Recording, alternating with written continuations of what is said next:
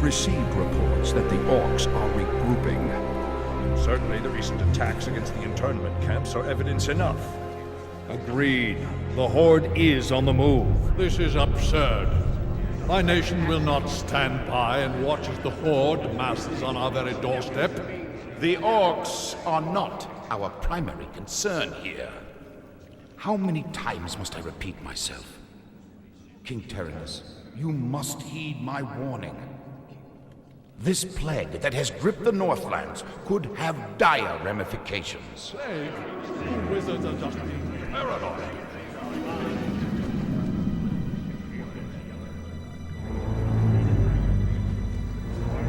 Let's keep all this in perspective. Even if this plague does pose a threat to us, what are you proposing that we do? It is simple.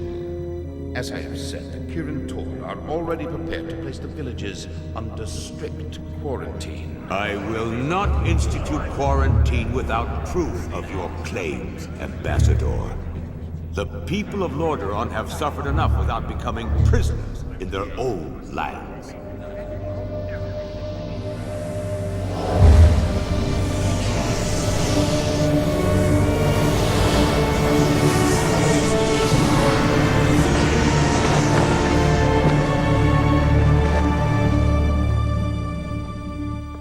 Yet prisoners they are, good king. What is the meaning of this? Who are you? Humanity is in peril. The tides of darkness have come again, and the whole world is poised upon the brink of war. Enough of this. Guards, remove this madman. Hear me. The only hope for your people is to travel west, to the forgotten lands of Kalimdor. Travel west? Are you mad? Old Ambassador. I don't know who you are or what you believe, but this is not the time for wrangling prophets. Our lands are beset by conflict, but it shall be we who decide how best to protect our people, not you. Now, be gone! I failed humanity once before, and I will not do so again. If you cannot take up this cup, then I shall find another who will.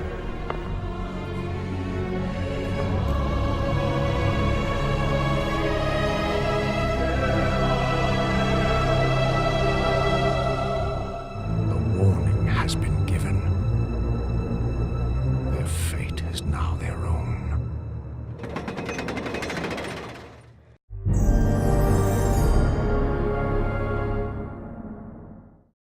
I'm Matt Samia, the director of the World of Warcraft cinematic intro. What we have right here for you is a little bit of behind-the-scenes stuff.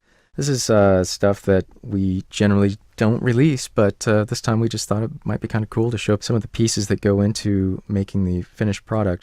So these are showing off some of the things that we found to be pretty challenging. We had to come up with a whole new way of doing hair because of the dwarf and his crazy beard and braids and all that stuff. And this is showing off some dynamic simulations on the bear fur. We were doing more dynamic simulations, I think, on this show than we had ever done in the past. Every bit of cloth, every bit of fur and hair, and every little dangly thing that was hanging off a character wound up having a simulation and was moving around. You can see even his earrings are moving a bit. We were delving into some new shaders for skin. We think we're getting a little bit better with that. We like the way this dwarf turned out pretty well. These shots were pretty huge and full of all kinds of effects. These characters were probably some of the most complex we'd ever done, which is kind of ironic considering we designed them to be simple, and we were thinking these were not going to be so difficult to get on screen. It's just sort of the nature of these characters. We really couldn't get around the fact that they are just covered in all kinds of baubles and little things and weapons and what have you. This is showing some of the stages of a set in progress. This is one of the Night Elf shots from Teldrassil. Here we get a little look at how things work, how they're worked up. These are some of the passes on the Night Elf, showing her animation, and now these are some of the dynamic sims actually being run. You can see how many there are. This is actually cutting out quite a few, in fact. But these are previews of some of them. This is including her hair sim. And then, of course, with shading and lighting and compositing and all that sort of magic, we get the actual shot. This panther was a real challenge, trying to make a cat move like a real cat. That was something else. You can see his tail, or probably her tail, swirling around there. That's something that we got off footage of an actual panther making this jump. And it turns out a lot of people thought it looked wrong, but it was kind of funny because it was absolutely correct. So we had there was a lot of debate about whether or not we should take that out, even though it was correct in quotes. So this is showing some of the different stages. The level of detail that we were building into these characters this time was really quite high. We were doing things like even building the folds into their clothing, even though they were going to be simulated afterwards. We found that we were getting much better results by actually modeling the folds in, doing some range of motion tests on his face to see what kind of expressions we can get away with. Again, showing off a shot and how we work them up. This is some of the early animation. Now that we're happy with the animation, you can see we're running the sims on all his layers of clothing and his different layers of jewelry and what have you.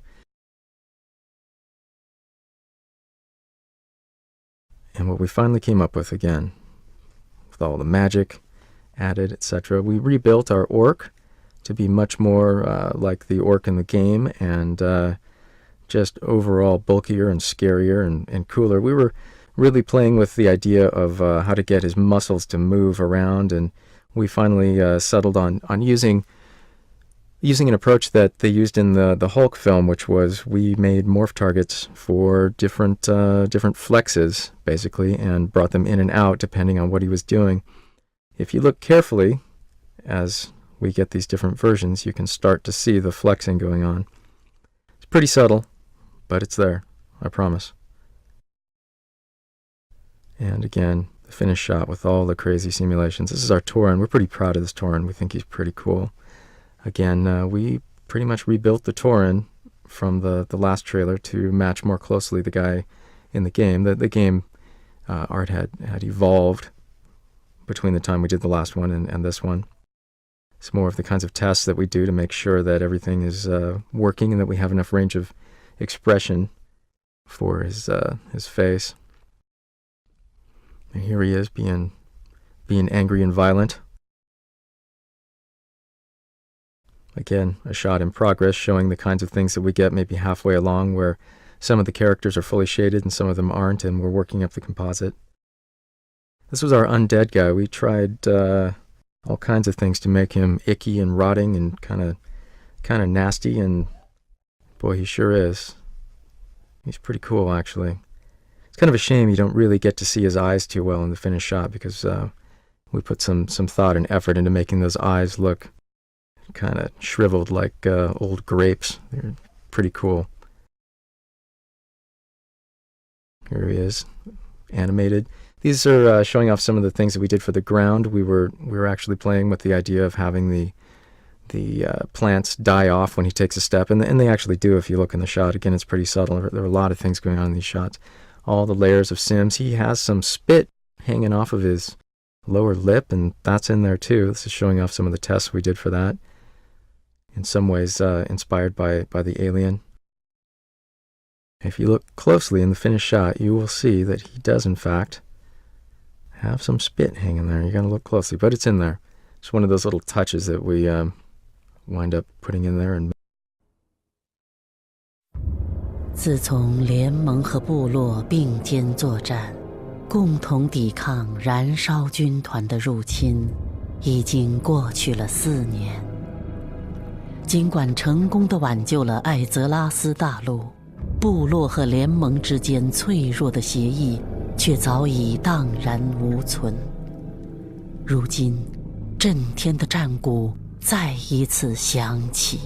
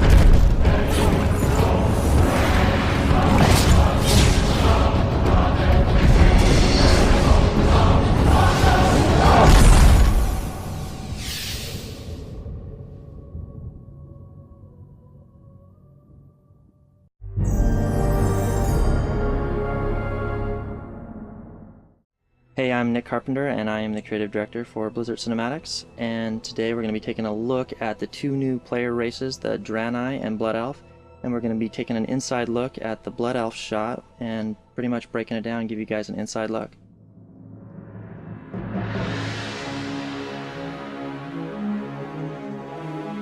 One of the things that was really cool for us in this particular piece is we were able to show the Blood Elf at the beginning, where she looks pretty much like any character on the good side of Warcraft, pretty much on the Alliance, where she feels calm, mundane, and then as the shot progresses and the Mana Worm comes in, you get to see a darker side of her, which is pretty much the nature of the Blood Elf race. And we actually got to do that with the Draenei. At the opening of the Draenei shot, he's in dark and he's shrouded and it's heavy lighting, and then he comes and steps into the light, which reveals him to be an actual good character. The Draenei Paladin is actually the same race as Archimonde, and if you guys are familiar with Archimonde, he was the bad character in Warcraft 3. So it's really cool for us to sort of see these polar opposites in these characters and really explore that in this particular cinematic. Okay, so this is the Blood Elf shot, WA40, and we're pretty much gonna just break it down. So the first part is drawn, which is your traditional 2D storyboard, and it's pretty much done like everyone else. Gives us an idea of where we're going and the pacing. And from there we go out and film live action reference for the animators, so they can get a basic understanding of motion and timing and pacing. And from there we go into what's called a 3D animatic, which is sort of a blend between 3D and 2D in terms of storytelling, and it basically gives us a physical world representation of exactly what we're going to be seeing in the shot. And once we have that, it's pretty much laid out, and then we go straight into first pass animation. And first pass is usually just a quick stab at exactly what we're seeing in the live action reference. And then from there we just keep polishing it until the shot is final.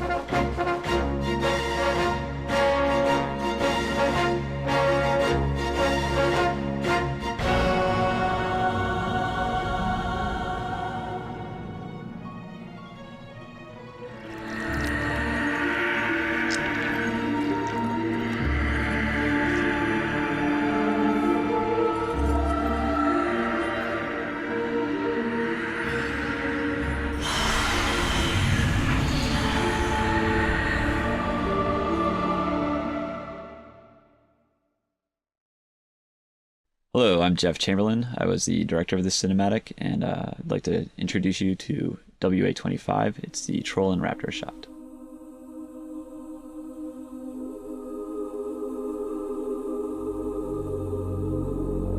The Scar is an area where the undead marched from Deathholm to Silvermoon City, and they left a path of destruction on the way. And we decided to route our shot there. In many of our shots, we decided to place them in an area that's actually in the game. And we thought that this area was worthy of putting one of our shots in. We decided to do a Troll and Raptor because, one, it's a very cool combination of mount and rider. Two, because in our department there are quite a few dinosaur enthusiasts, one in particular who decided to take it upon himself to really take this shot to the level that it's at. In this project, we did a lot more 2.5D projection backgrounds. And what that means is a combination of 3D geometry and 2D painted, hand-painted imagery. We switched over from 3D to 2.5D because we had a short production schedule and a lot of backgrounds to generate. We also figured we'd have a lot more control over the imagery by just hand-painting it. The problem with that is, in order to get the background to really, read true, you have to project it onto low poly 2D geometry. And then the problem with that is that the 2D geometry might not represent fully the scale and detail of the background. So there's a lot of trickery involved and a lot of full of the eye techniques, but we really dialed it in and hope that we achieved the goal that we wanted. I believe it's there.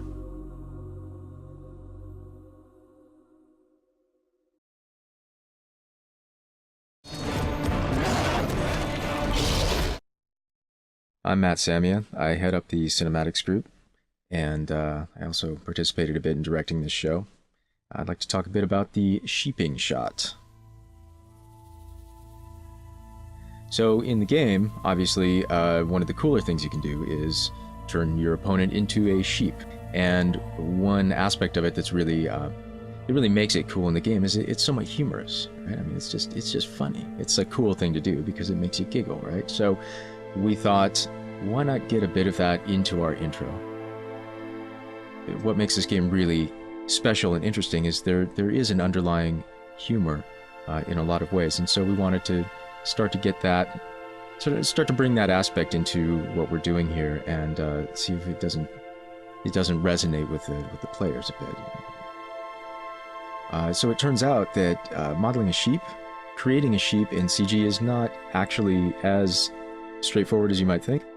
It had to meet several criterion. One is it has to look like a sheep. The other is it has to strike a balance between reality and fantasy, and it has to just be kind of funny. So we went through several hairstyles trying to find what is the optimal sheep haircut going to be for this shot, and well, settled on the one that seemed to work the best. Greetings, I am Wolfgang Amadeus Wiffleball. I am the director of Ultramarionation here at Blizzard Entertainment. When Blizzard needed a reference for a tauren turning into a sheep, they had to turn to me, the foremost authority on marionation in the world. Ultramarionation, it is puppetry for the 21st century. We use only the finest puppets, the finest materials. The strings, they are now nano-microfibers. They are invisible to the human eye. Some people think, is this a real tauren? No, it is one of my finest marionettes.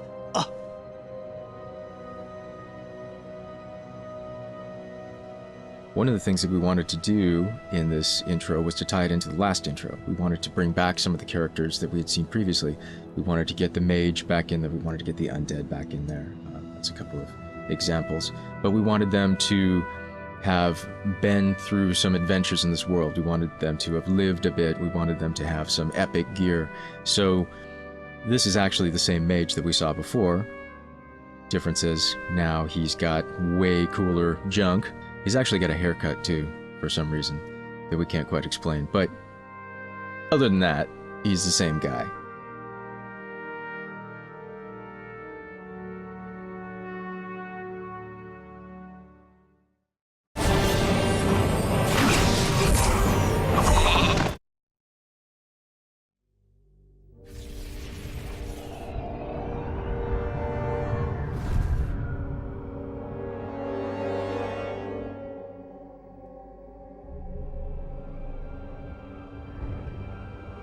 Imprisoned for 10,000 years.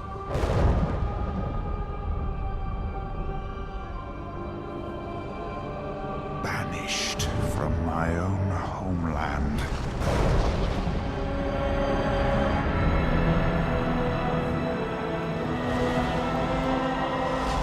And now you dare enter my realm.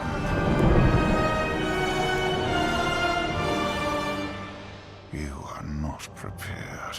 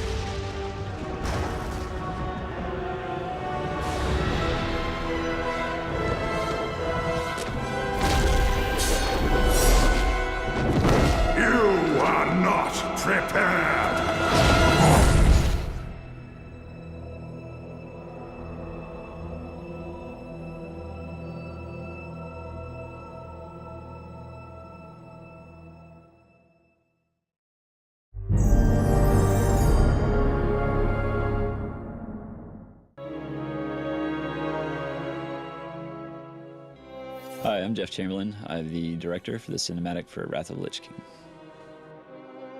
For Wrath of the Lich King, we decided to go along with a more story-driven cinematic.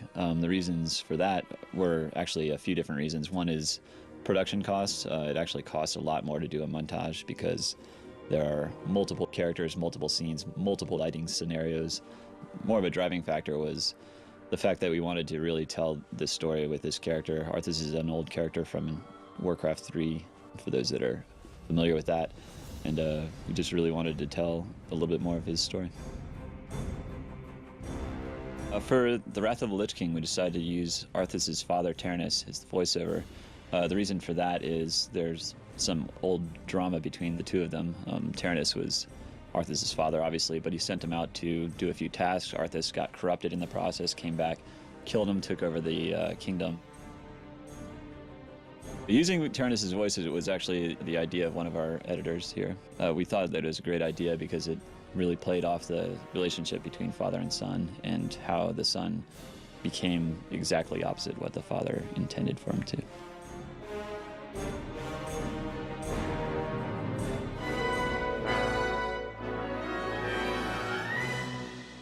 The Arthas model from Warcraft 3 was very basic. I think that was about 5 years ago. So we opened it up and took a look at it and realized that technology has improved quite a bit over time.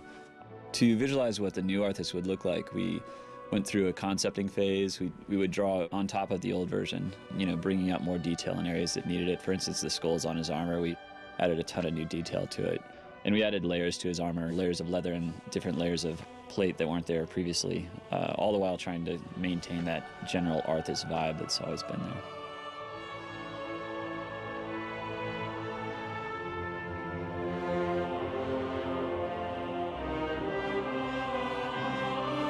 One of the more difficult things to do in CG is to create realistic-looking hair that moves realistically and renders realistically. We have a department specifically made for simulating hair and cloth.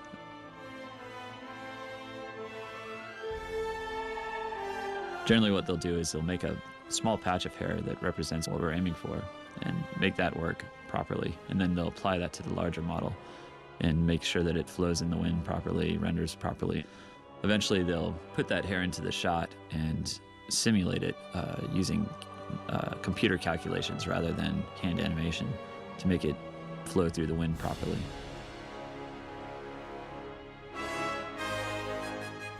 Not only does our modeling department handle all the models, they also handle all the surfacing that occurs on the model, how light interacts with the surface, whether it's reflective, whether it's matte, whether it has a speck hit on it, or various parameters that make the character look as it does. For instance, on skin, there's a parameter called subsurface, which is basically the calculation of light bouncing through the surface rather than bouncing off of it.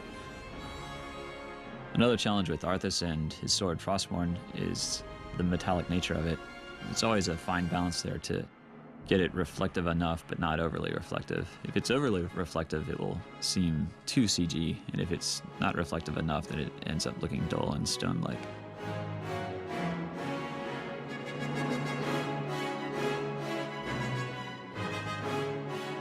Seeing as how we're in Southern California, we don't have a lot of snow reference. As a result, we purchased 8 gallons of fake snow and pushed it around and took photos of it and filmed it just to get ideas on how it would react with light. It wasn't exactly perfect since it's not real snow. We went to places like Mammoth or Alaska and took photos and filmed reference. We then used that as a basis to create movement of snow falling from the sky, for instance, or being blown in the wind, or how it diffuses light as light passes through it. There's really no better reference than real life. We spent a lot of time on how wind affected it and how it fell, and it really changes per shot based on the mood of the shot.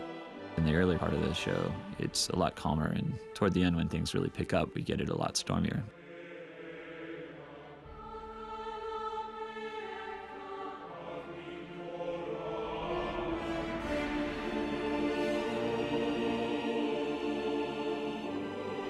When we started this process, we were trying to follow the format from the previous cinematics where it would show a montage.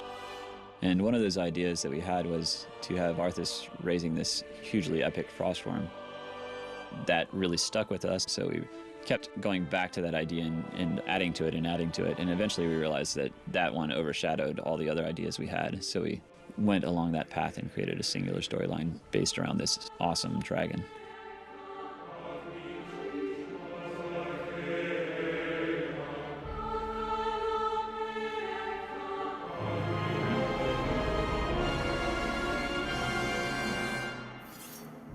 My name is Aaron Chan, and I'm the lead animator for World of Warcraft: Wrath of the Lich King. On this project, we had 2 animators full-time. It allowed each animator to stay consistent with the character and really explore what each character is thinking. We didn't use any motion capture for the characters in this project. Everything was hand animated. As for animating Arthas, we just found as we went along and explored different ideas with him, it was best if we kept his movements very, very simple and subtle and deliberate. It really helped sell that he was a character with a lot of intent and focus. To sell the Frostworm's scale and size in the cinematic, we really tried to slow her movements down a lot and keep them linear.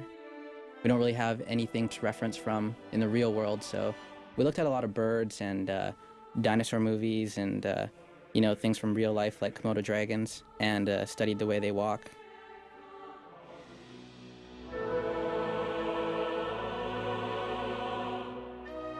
We knew that animating a whole undead army would be quite challenging.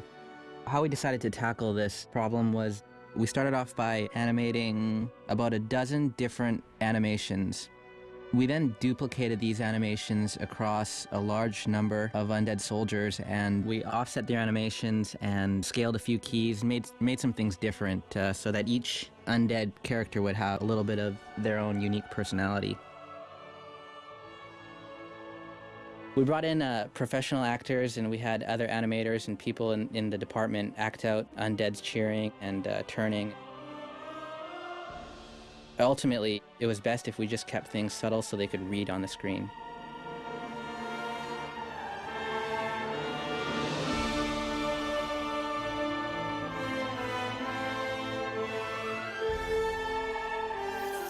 My name is Xin Shan. I'm the lead finisher for the World of Warcraft, the Wrath of Lich King. So I'm going to briefly talk about the finishing team, that what we do at Blizzard Cinematic Department. So in short, we're directly responsible for assemble all the assets from all different departments. For example, animations, models, effects. Our responsibility is to put all these things together, do what it takes to balance it, to make it artistically very intriguing to watch. Through lighting, through compositing, through all different techniques, and eventually becomes the final frames that we delivered to the audience.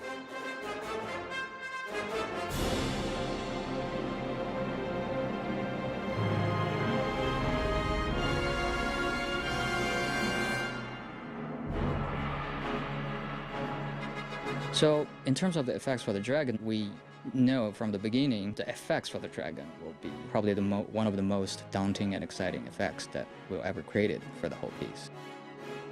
The director and the 2D concept artist first sit down and do a lot of 2D concept work, try to mock up the look of the effects and the dragon.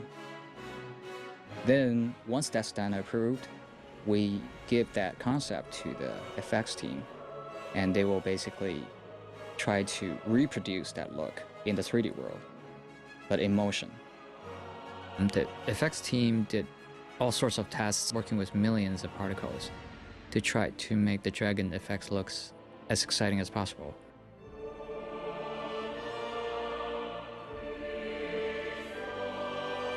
For this cinematic, we do use a lot of matte paintings for the background stuff. The reason for that is basically due to the limited time and human resource we have, and the scale and the complexity of the whole 3D set. Practically, it's almost impossible to really build the whole set to the level of details we require here. Instead, what we do is we build a rough 3D set. We call it proxy environment models. And then we do 3D projections. It's based on the force perspective, optical illusion that human eyes have. The limitation for that is it only works from a specific camera angle.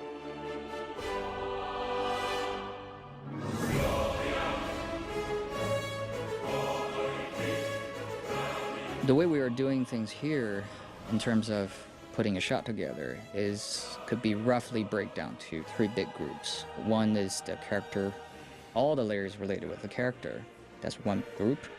And then there will be environment, any matte paintings or 3D set pieces, and also the effects group, which include anything effects related, obviously, hairs, furs, breath, smokes, anything you can think of, particle effects, snows. Well, each of those groups usually contains many different layers. For example, the character group includes the different layers to allow us to have total control over the look of the character. So hopefully that gives you some insight on how we do things here at Blizzard Cinematics. It's a great deal of fun and hard work to get this on the screen. We all enjoy it very much and hope that everyone enjoys watching it as well.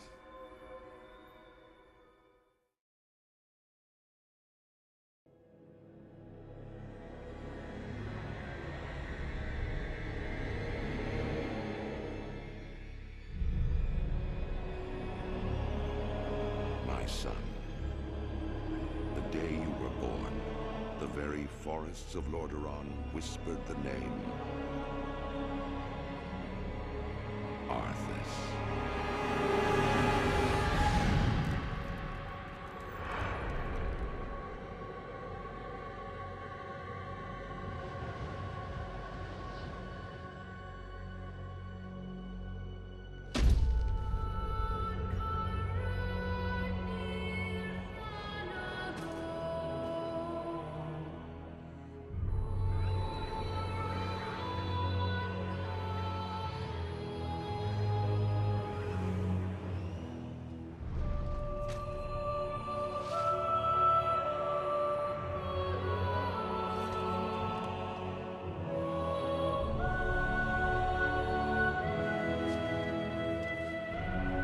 Child, I watched with pride as you grew into a weapon of righteousness.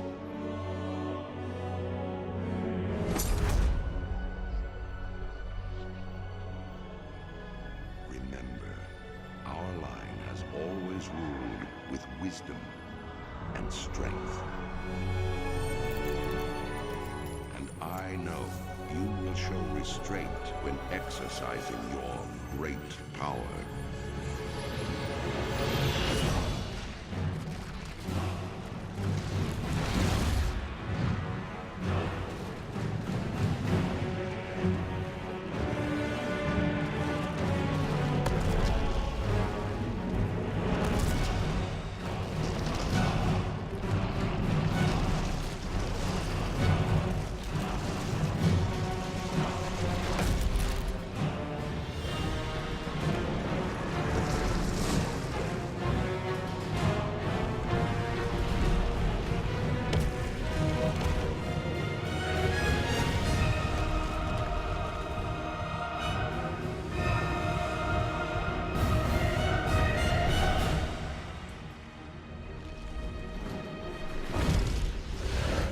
Truest victory, my son, is stirring the hearts of your people.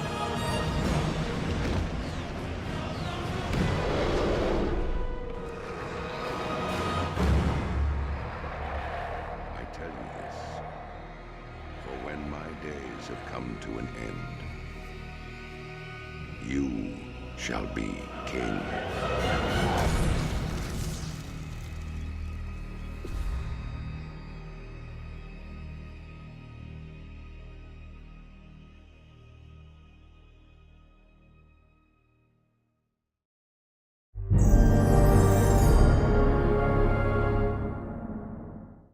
Hey everybody, my name is Matt Samia and I head up the Blizzard Film Department. We make all the cool movies that you see as part of every Blizzard game.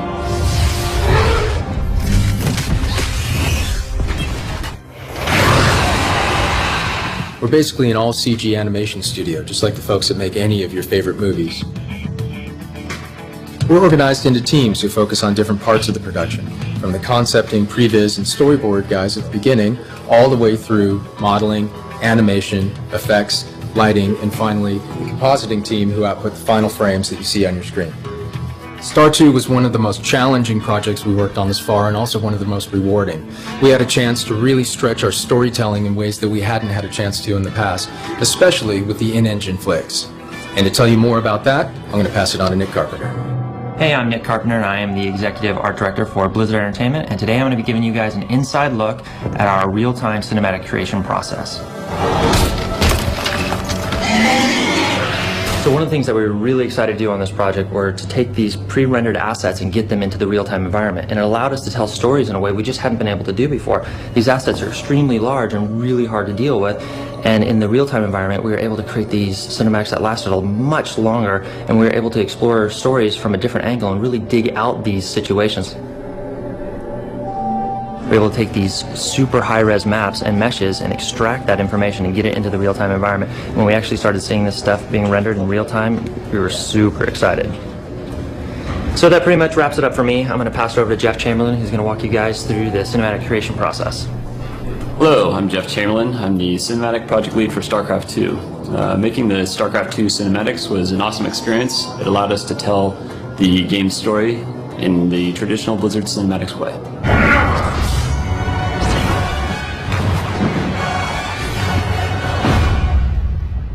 We started the process writing the story with the other teams to ensure that it fit their criteria. We spent a great deal of time here because basically the story is the foundation for the cinematic process. Once the story was complete, we started working through the departments that Matt mentioned earlier to get to our final frames. This is an exciting time for our department. It's pretty much the bulk of our work. So in the meantime, we were working with the sound department to develop the scores and sound effects for the StarCraft 2 cinematics. Once we were able to marry all that stuff together, we realized that what started out as a really ambitious project ended up being the very real StarCraft 2 cinematics that you have in front of you today. So let's hand it over to some of our team members to give you an in-depth look at this amazing process. My goal is to help the directors to visualize the asset in 3D as fast as we can, so then we cut all the back and forth between concept and modeling. One of the great examples of a character that has a really good and detailed displacement work is Kerrigan. We had the concept done, and the concept convey a great amount of detail, and then we build a base mesh that has all the right proportions and enough information to help us to add the detail on it. So when we started talking about StarCraft 2 and I knew we have to have a new design for the Marine, I started working with the concept artist back then and kind of exploring some ideas. So we came up with something that the director was really happy with, and the concept artist was able to take that to a completely different level.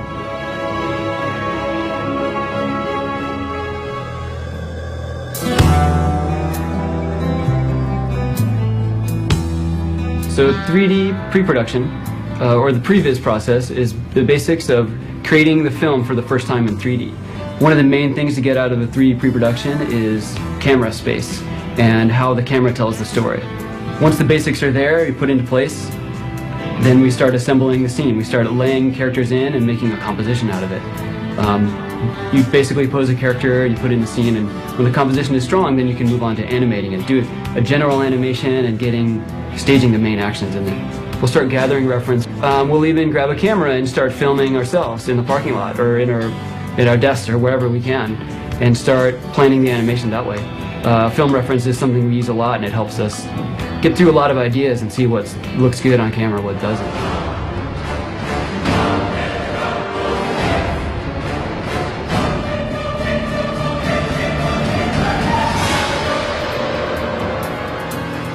We have the three main characters, Tychus, Raynor, and Kerrigan, all in the same space, and we needed to show an emotional battle between all three of them. We needed to show Raynor's long Kerrigan over all this time, and the finality of actually getting what he wanted, and we also needed to show the double cross between Tychus and Raynor.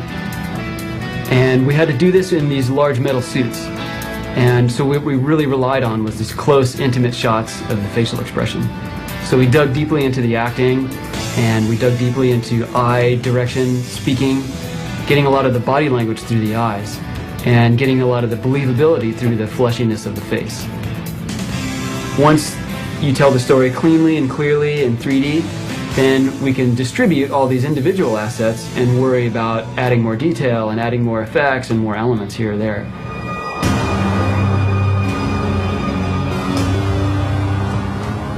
Rigging is the process of hooking up controls to our characters that allow the animators to move them through the scene. One of our more complex rigs that we built for the cinematics was the armor suit for the Marine. You see him in the intro and all throughout the rest of the cinematics. There were many controls, over 200, to articulate everything from the arms moving around and the face shield down to all the little vents on the back and down the spine. So that presented a unique and difficult challenge for us to keep that whole thing together and rigid and still able to act, still able to give the performance that the animator was looking for. So we have the simulation process, and that's the process of deforming a character using a simulator.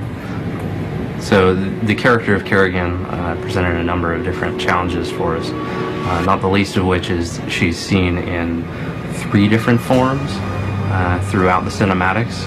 So another simulation task that we're responsible for is the simulation of all the hair in all of the shows. So in Kerrigan's Dream, for instance, you see Kerrigan running around, wind blowing around, dust blowing around. That presented some challenges for us because we really needed to work closely with the effects team and the animators to make sure that the continuity was there, the wind directions were all correct.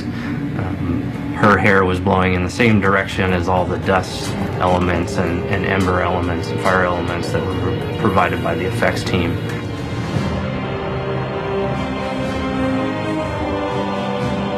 When you're lighting a sequence, about half the equation is the lights and the other half is the shaders and how the surfaces react to the lights. As the shaders are being developed, the artist is looking at real-world samples of different materials and trying to mimic that in CG and how shiny the object is, how reflective it is, what coloration it has, just how it takes light in every way. So there was a lot of effects elements that we knew we had to create that we didn't know exactly what they needed to look like. We had an idea. You can kind of imagine what low-lying fog would look like, for example, but without actually seeing it in action, you don't get the nuances that sell it as being realistic. So one of the things that we did was we rented out a studio and we went and we shot practical effects basically. We shot, for example, dry ice pouring out of buckets and falling over the floor, and looked at it from many different camera angles to try to see what happens when it interacts with objects and moves around the objects. It was pretty fun. We got to do lots of things with like air cannons shooting through the ice to see what would happen when a character would walk through a foggy ground and how it would swirl around his feet. We also shot reference for doing dust, like heavy blowing dust in the air, where we took bags of flour and shook them in front of a fan and watched it go through the air. That was great fun.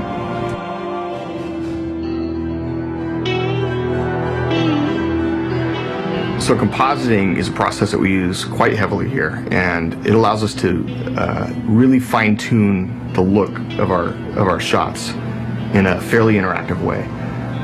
When you're traditionally rendering 3D objects, it can take hours and hours and hours to produce a frame. What we found really useful, and we use this quite a bit, is we render everything out to multiple render passes. We basically split the lighting information from the surface information, and we will render out, in some cases, hundreds of different layers that we'll then bring in to our compositing package and reassemble. And when we reassemble it, that allows us to actually have fairly detailed control over each aspect of the lighting and the shader itself, how it reacts. We'll separate characters from environments and props from characters and effects and everything and put it all back together. And it really gives us this exploded view of our whole scene that allows us to go into any area, focus on it, and change the look of it slightly. And so the real challenge is to pull it all together at the end and make it look like it was all rendered at once, and that every frame of our cinematic looks as good as it can. It looks like a painting, essentially.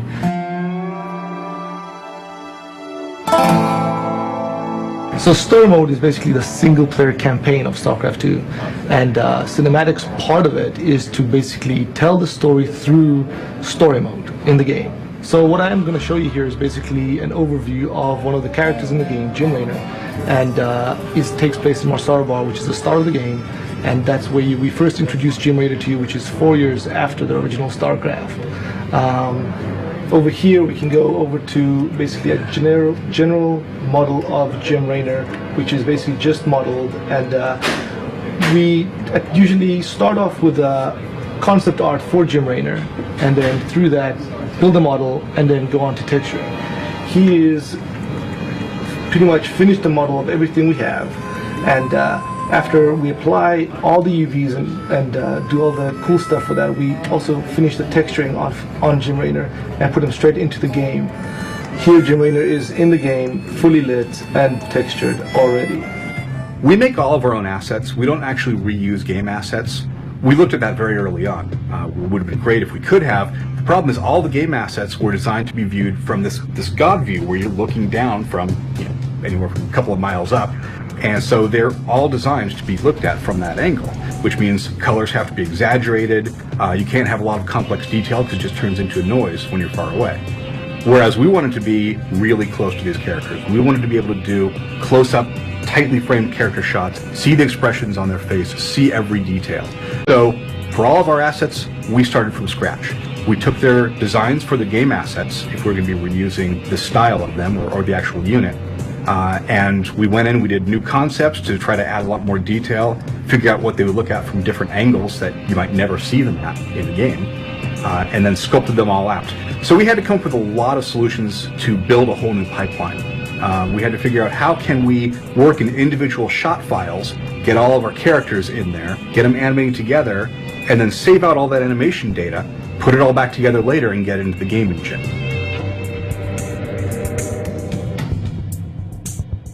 So thanks for hanging out and checking out the cinematic creation process, and we hope you guys enjoyed it, and we'll see you guys on Battle.net real soon.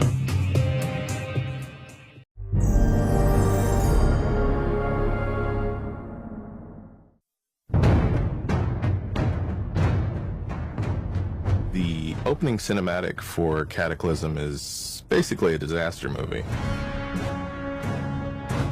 When we saw the effects cinematic in storyboard form, my CG supervisor and myself, we both laughed a lot and just sort of looked at it and said, yeah, that's funny. Where's the real cinematic? You know, good joke. But seriously. Every shot had some sort of destruction or some sort of force or some sort of earthquake or wave or something going on. Having all these sets that we got to pull apart, I thought, well, that's just going to be easy.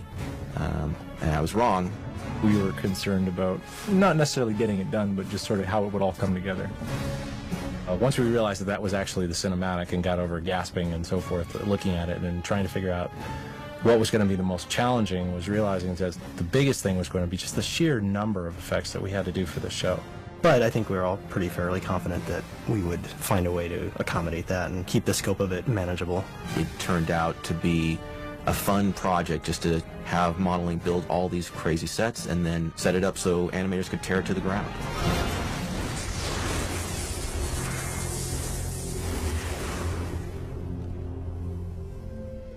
From a visual storytelling perspective, we wanted to show the darkening of the world. We wanted it to feel really ominous. So when we first see Azeroth up top, you know, the sun is out, it's glorious, we showcase the beauty of the world. And then progressively as we go through the scene, the sun gets lower in the sky, the world gets dimmer, so that by the time that Deathwing shows up on the gates of Stormwind, the sky's gone dark, the fire has spread in around the gates and is giving us sort of an echo of that hellish environment that we started with. Try to give the audience a sense of progression of all the events that happened in the show, and hopefully to sell the scale and epicness of the whole thing that's going on, and also set up the momentum for, you know, the future events that will happen in the game. Initially, we also wanted to introduce our new playable races, the goblins and the worgen.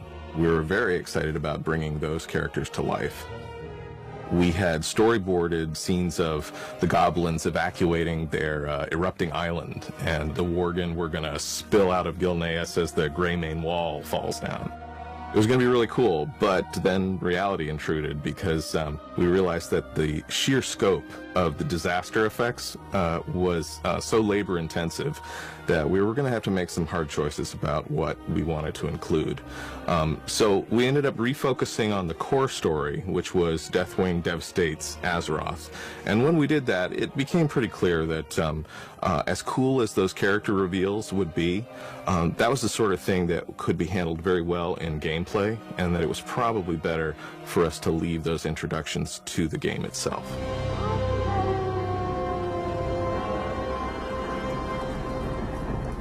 One of our bigger jobs was just deciding what lands we were going to break. The wonderful thing about working on something like World of Warcraft is you have a very established set of environments. The game team was very helpful in that regard. They gave us a lot to choose from, and then we worked with them to kind of whittle that list down. So many different environments, and then having those environments be interactive enough to be destroyed. Every environment piece that we saw in the foreground and a bunch in the background had to be destroyed. So it was a kind of an environment-driven production rather than a character-driven production. It's a lot different than animating characters, but it doesn't mean that you can't put a lot of character into it.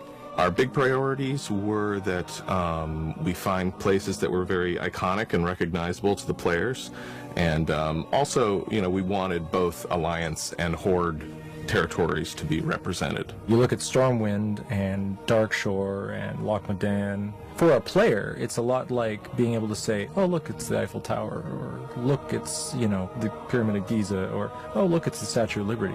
It is really that iconic for them. We went through a lot of iteration to capture the essence of those places, but also ground them in this sort of heightened reality. You know, it's a really intense prospect trying to make all that work. Our effects team had to jump onto that just as soon as they possibly could, just to be able to finish on time. And they had way more work than we did. Like everybody else.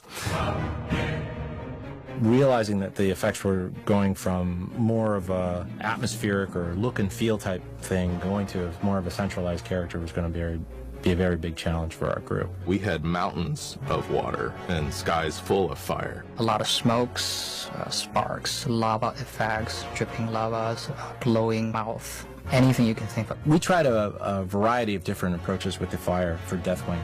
His size and scope of the areas that he's traveling over is enormous. Deathwing is a really big dragon. He's like airliner big, right? He might be traveling as much, I think, in the Darkshore shot, as much as a mile away from camera and swooping over that in less than a minute. That presents its own unique challenges in terms of portraying that kind of scale. I was very afraid on a more macro level that we would build a fire or build smoke or embers or what have you, and that we would not be able to convey how big he really is. We definitely went for a more particle sprite-based solution initially because that seemed to be the right sort of choice given the distance that we're working, but it wasn't really giving us the look that we wanted or the feel of Deathwing's sort of fire curtain and that magical sort of fire that follows him wherever he goes. So we ended up actually going to a fluid sim. It was one of the largest fluid sims we've ever attempted. And we actually had to up the memory on many of our boxes to make sure that we'd actually be able to meet the requirements of and the detail level that we really wanted to make. Another challenging shot was Deathwing emerging from the lava. We were seeing many, many different parts of the body throughout the entire shot, and we have to sell the weight the whole time along the way. We used to call that shot the palm olive shot because he has his fingers in a bowl of lava. His nails are being done as he pulls his hand out of that lava and smashes it down on the rock. Overall, Deathwing's texturing and his look has just been a benefit for us. It has really made our jobs a lot easier. One of the real pleasures of doing Cataclysm was getting to design Deathwing himself. We knew that we were going to see him from all angles, so he needed to be believable from all angles.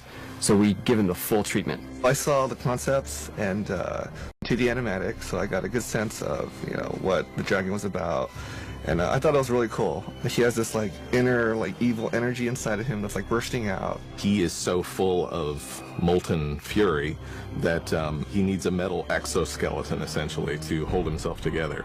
And so in addition to the neck and spine plates, which were more established in lore, we needed to make like metal staples basically. I kind of saw it as metal stitches, kind of like holding them together, and there's like lava trying to seep out of it. My first impression, yeah, I thought he looked really cool, and I was pretty excited to realize him, or we to realize him from 2D to 3D. When it came to rigging Deathwing, we used the same character TD that we used for Sindragosa from Wrath of the Lich King. And what that did for us was it allowed us to get a character up and running very quickly based on the previous techniques that we had used. We need to do a series of poses thinking about all the different locomotion that he might be doing, such as flying or climbing or walking. We put him on all these different poses and we consider the anatomy and the limb lengths. He sure deforms correctly, especially around the neck area. He had like really extreme poses of straight and also the S-curve. So we wanted to make sure that when it deformed, it would look good in both angles. In the end, it's really the best way that we need to tell the story. You know, how is Deathwing going to look and move in order to tell a story? Deathwing is a very complicated character, let me say that. Deathwing is a very complicated character both to model and to animate. And I was tremendously impressed at how our team was able to bring him to life.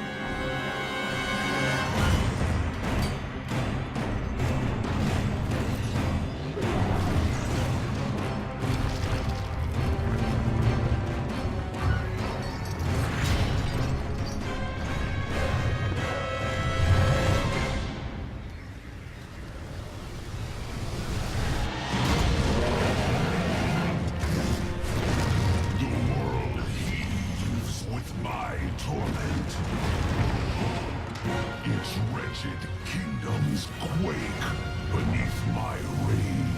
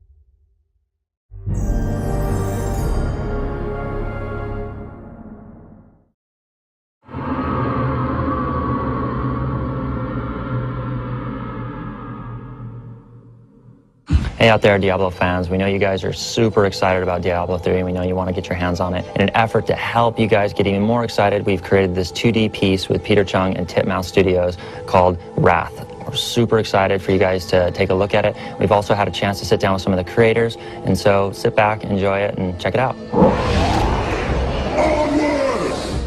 You know, obviously we had Diablo 3 coming out, and we had built a lot of new a lot of new lore, a lot of new characters, and throughout the series of games so far, we've seen all sorts of demons, right? Just pull the slot machine and, 10,000 demons spill out. That's what Diablo is, but we've only seen the character of Tyrael, interceding on mankind's behalf over the course of the series so far. It really is a telling of the breakdown of the angels and their unity. We really get a chance to see inside the minds of the angels and really understand how they work together and really ultimately how they don't work together. We've been hooking back and forth and trying to figure out a way. Many of these characters haven't been seen by the audience yet, so we were just trying to figure out how can we get these ideas out to our audience. We wound up coming up here and meeting Chris and the Titmouse team.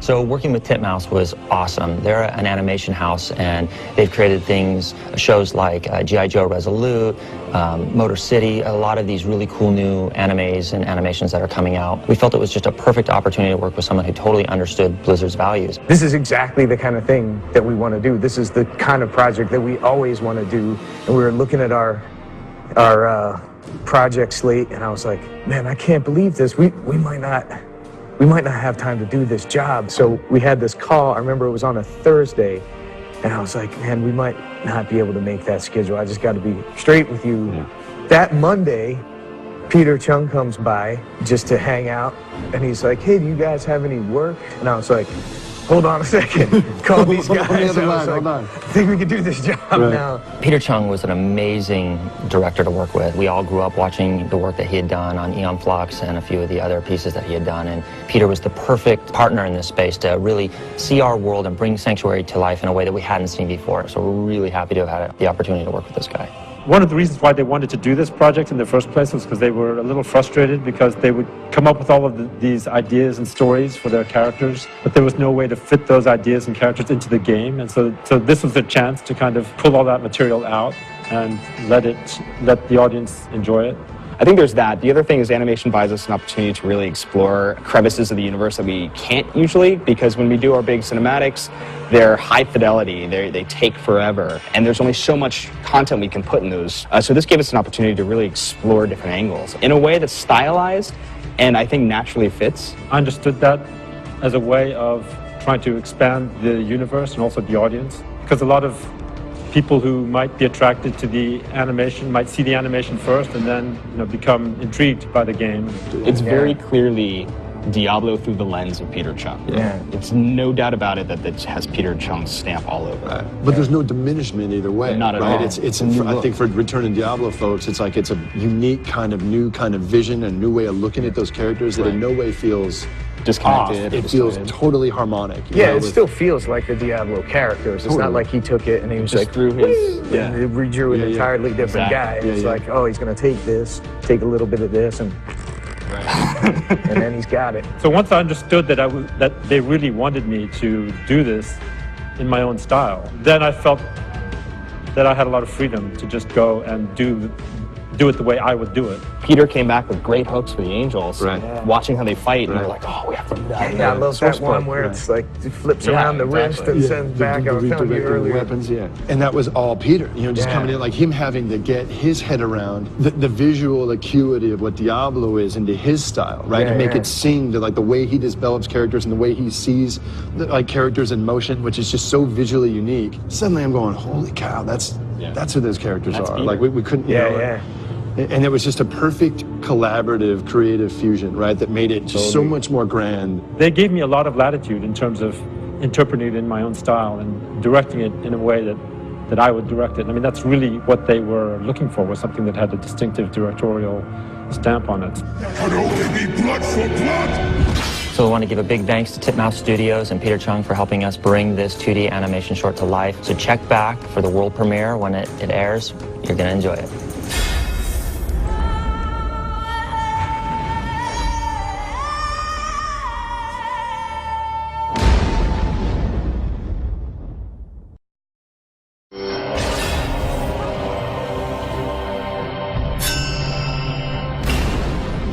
Just like the game itself was reinvented a few times over and over, so were the cinematics. Back in 2008, we were working on what we thought was Leah at the time.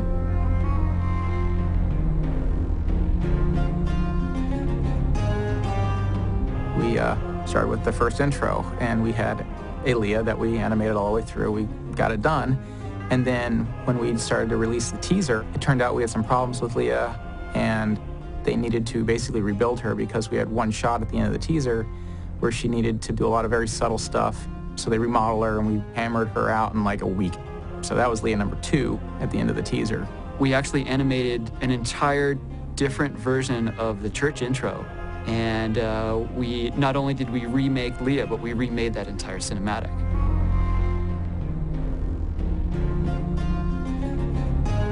When I came onto the show, the idea of this comet Tyrael coming through was always there, right? But how were we telling it was the challenge, right? And trying to set up this relationship with Cain and Leah. In certain character moments, she puts this blanket on his back, and you know, we wanted to show that she's caring for him, yet she's really not listening, right? She's just trying to be herself, and that was really a challenge from an animation standpoint.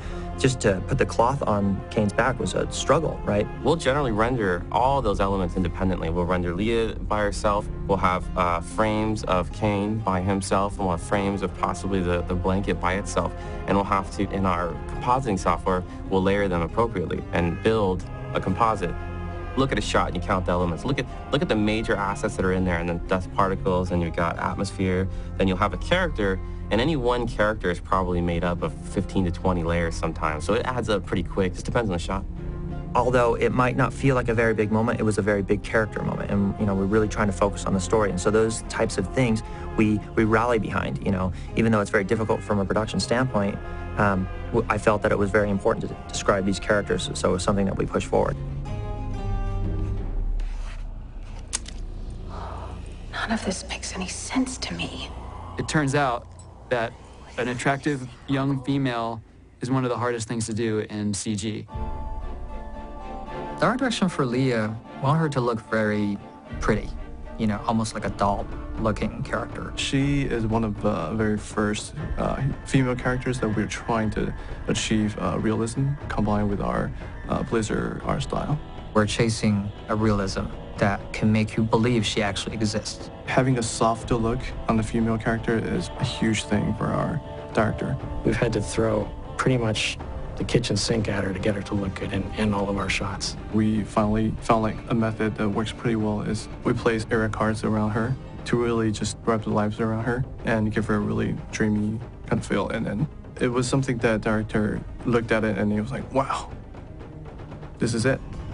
The close-up shots of Leah are the shots that we were able to really push the bar, raise the look considerably, and get really soft lighting and really great-looking subsurface scattering and skin. Getting the subsurface qualities, you know, to how the light bounces around underneath the skin, really controlling how big her pores are and where the colors of blood are under her skin and, you know, in the textures. Her skin quality, I think, is really one of the best things we've ever done here.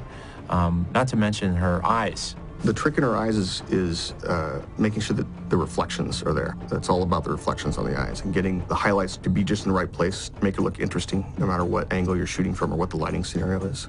In past, we've treated the eyes as sort of a singular component. This is very different. The eyes have 10 or more components to them, not to mention the textures associated with those to make them look that realistic. Even when we're looking at each other, you can tell your iris goes slightly in, the pupil comes slightly out from that, and without that kind of fine detail, even in 3D, you notice. I think we put a lot of realism in her eyes, but I also enjoy some of the shots where we see her full body and we see the body mechanics and her facial reactions. Leah was very, very challenging for animation because her model looks realistic. We are always fighting with the uncanny valley.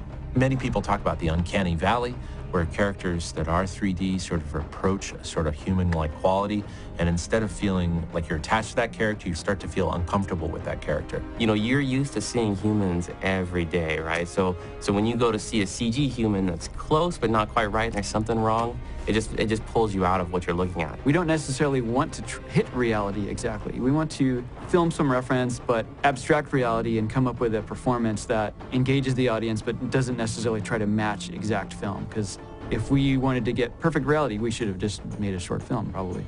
I think that Blizzard has started to crawl out the other side of that uncanny valley where you have a lovable and great persona in Leah that doesn't really bother you from a CG perspective. Her emotions are on her face.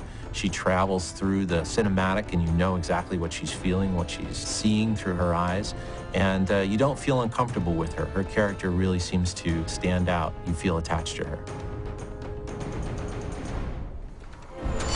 Tyrael, the ancient law of the high heavens strictly forbids us from interfering with the mortal world. Yet you have done so, brazenly. All I am guilty of, Imperius, is bringing justice, while you hide, cowering behind your throne. Silence! Just the wings alone on the angels was incredibly challenging. We wanted to create something that no one had seen before, that was hypnotic to look at, that complemented the angels, right? That kind of delivered on that base expectation, you know, prettier than what we had seen before. But when you start thinking about that and what people imagine heaven to be, it's like, it's difficult to deliver on those.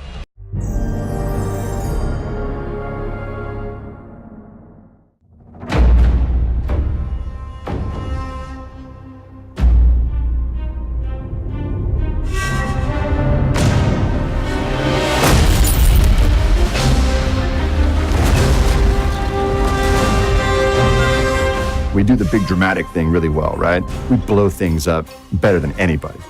But this one has a spirit and a humor that we haven't quite seen. We had never really done this much comedy or martial arts before. But at the same time, we really wanted to try and make all of the actions very character-driven. This cinematic is different in that we put a little bit more emphasis on storytelling, you know, like a little short film. We really tried to pull the characters into a much more immersed environment and tell a story through action.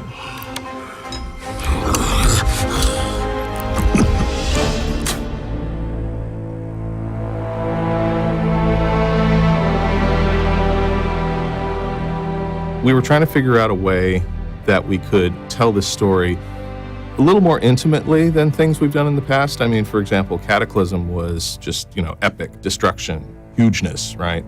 This, we wanted to do something that was more character-driven. Wrath of the Lich King and Cataclysm, they were all very epic and serious.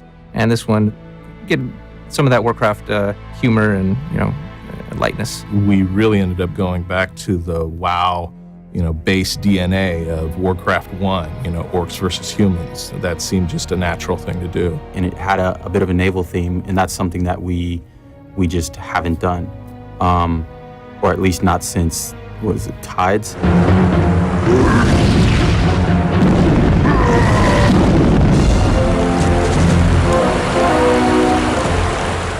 In so many ways, it harkens back to the first teaser we did for Warcraft 3. And it was just this sense of like this third-party agency inserting itself into our conflict. This is about red and blue, damn it, who are you? And in so many ways, the intro for Pandaria kind of echoes that, right? Red and blue just going at it, just hate. You know, these guys are not going to have lunch later on. And then to have, you know, Shen jump into the mix, right? Just pop, pop, pop, you know, kind of school them both. What an amazing full circle. The Mists of Pandaria opening is just a mile marker of how far we've come.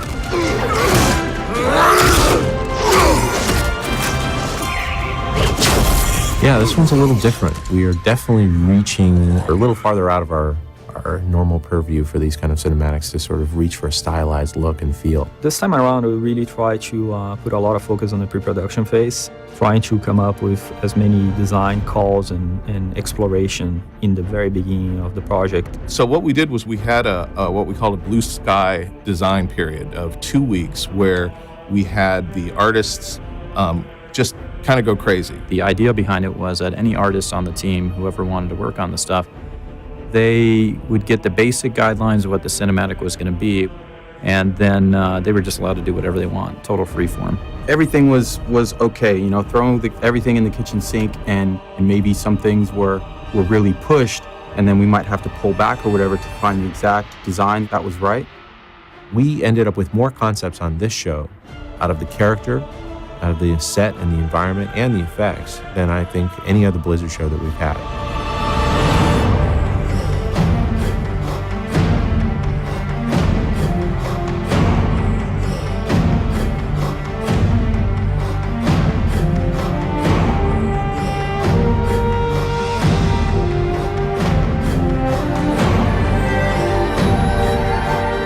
When I was told that I would be involved in pre-production, and I came home, it was Friday night, when I told my wife about this great opportunity. She's like, oh, we should start working right now. So she took her 5D camera and we kind of built a costume at home from whatever we had. We took some of the stuff from the Christmas tree, from whatever we had to build some of the accessories. I'm like, it's all good. It doesn't have to be perfect. I'm going to use this as a base to make a pin over on top of it. Certain elements served as inspiration for the final characters. I remember when we were doing our Blue Sky period, there was one piece that came out that really sang to me, and it was a piece that was done by one of our concept artists, Matthias Verhasselt. He just did this really epic, fully fleshed out piece. You could look at a leaf and it felt like it had style and attitude, or a cloud, it's got style and attitude. And that one to me, it just, when I saw that, I'm like, okay, this is the direction we got to go. This could be a blueprint for feeding into the design language of everything else. Then after 2 weeks, we basically had a gallery showing, where we put all the art up on cards and we put it all around in one of our conference rooms and just invited everyone to come in, check it out. We really should have had wine and cheese. We'll do that next time. But we also had the game team come in, and with them, we started to sift through all of these ideas.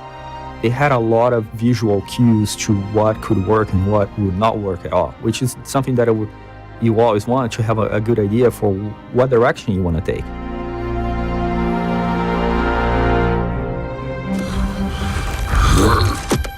We were looking for something that Blizzard could call a new Blizzard style, because we love to do hyper detail. What if we did that on very stylized geometry?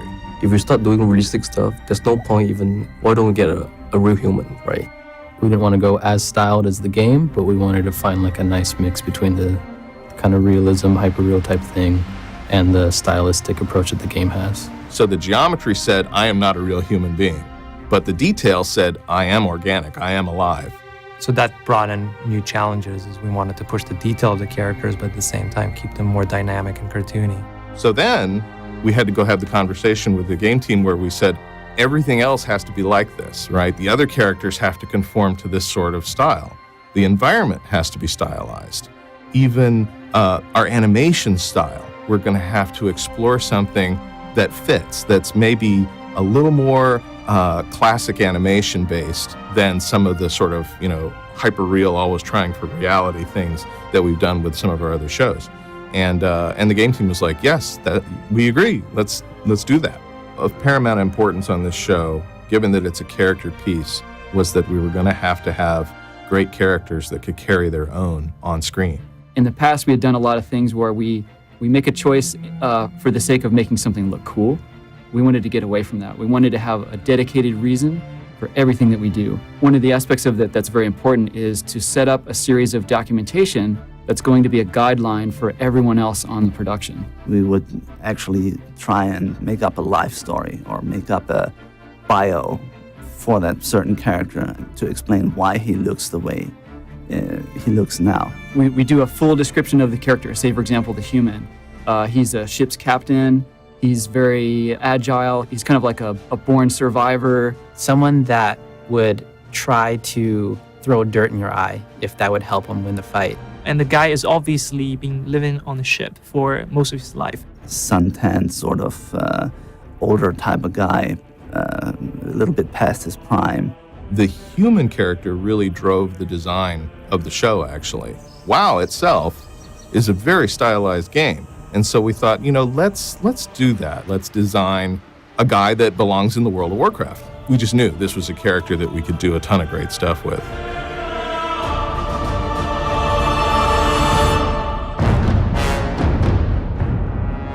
The orc is pretty funny because he's very reactive.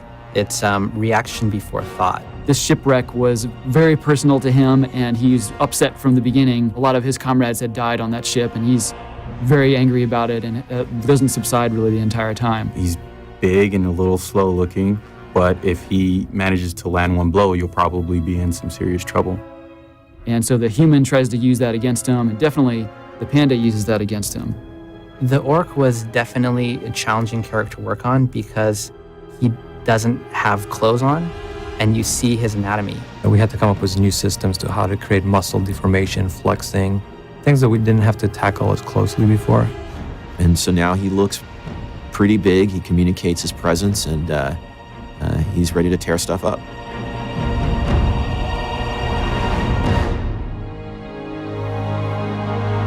It's kind of funny, actually, because initially it wasn't going to be Chen. We were going to do 3 original characters. We did many different versions, some younger, some like the version we like was a little wiser and older. Kind of an emperor sort of look. He was supposed to be kind of more grizzled, kind of a veteran type character. The old kung fu master Pandaren that was kind of in, you know, a little bit more tattered robes with the kind of crazier eyebrows. But then when we go to the meeting and we are going to present the whole thing, the whole artwork, we played the animatic again. It was, you know, great reaction, and Samwise Didier was with us, and he saw it for the first time and said, "Oh, was that Chen? That was so cool." And we said, "Well, no, actually, we were doing 3 original characters." And he was like, "Oh, I thought it was Chen. Oh, why couldn't it be Chen?"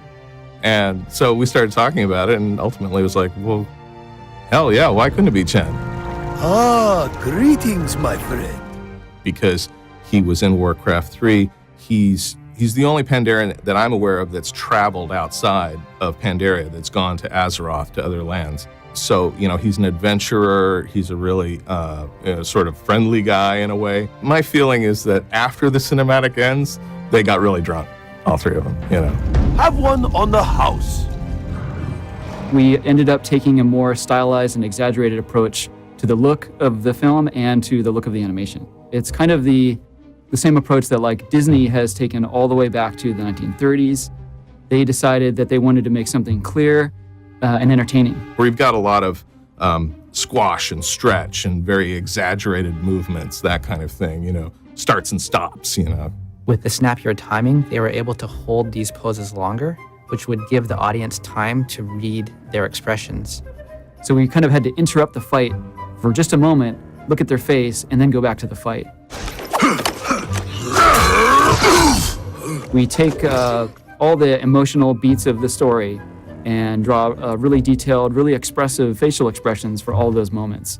We call that a model sheet, and that gives us an idea if the character will work in all those different places. We wanted their faces to have great readability and to work really well with the animation. That's something that we consciously made choices of this time, like these have to work well in animation. Putting a layer of controls on the face so that the animators could hit those expressions was a must. We created a new facial system for the show that actually mimics the muscles in the face, where in the past it was a much more sculptural approach. And with Chen, the extra challenge was we were going to pile a bunch of fur on top of his face, right? So we found that we would have to push the animation farther than we normally would have. That you'd do it and you'd say, "Oh, that looks pretty broad." Then you'd put the fur on it and you go, "Where'd my animation go?"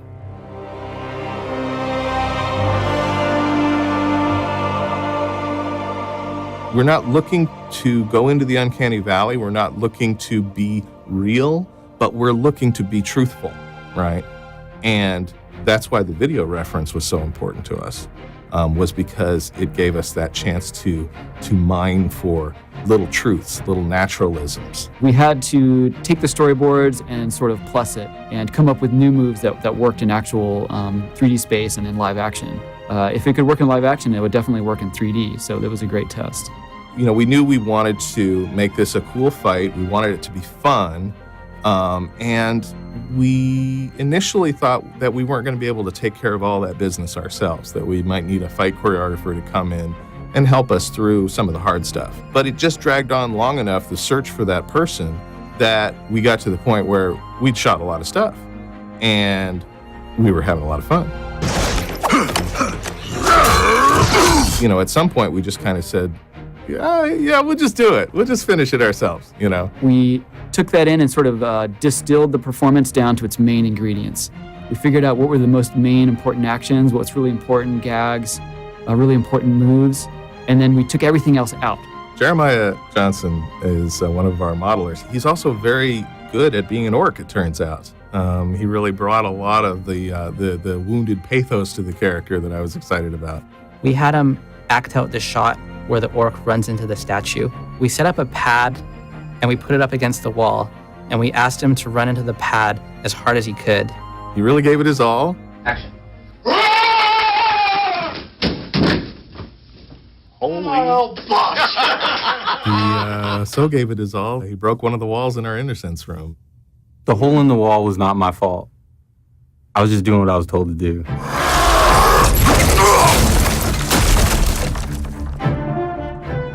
From an environment design standpoint of view, the cinematic more than others, we really try to go stylized a lot into what the game development team has been doing. We had one big vista shot towards the end that was actually really fun to work on, and we started with the game geo, and we called out different landmarks that we liked in the geo, and then we started building on top of that. But what's really cool about it is you can really look at that shot, and if you're familiar with the area in the game, you can really call out like, hey, I've been there. Oh, that building exists as well. It's just in a higher fidelity form.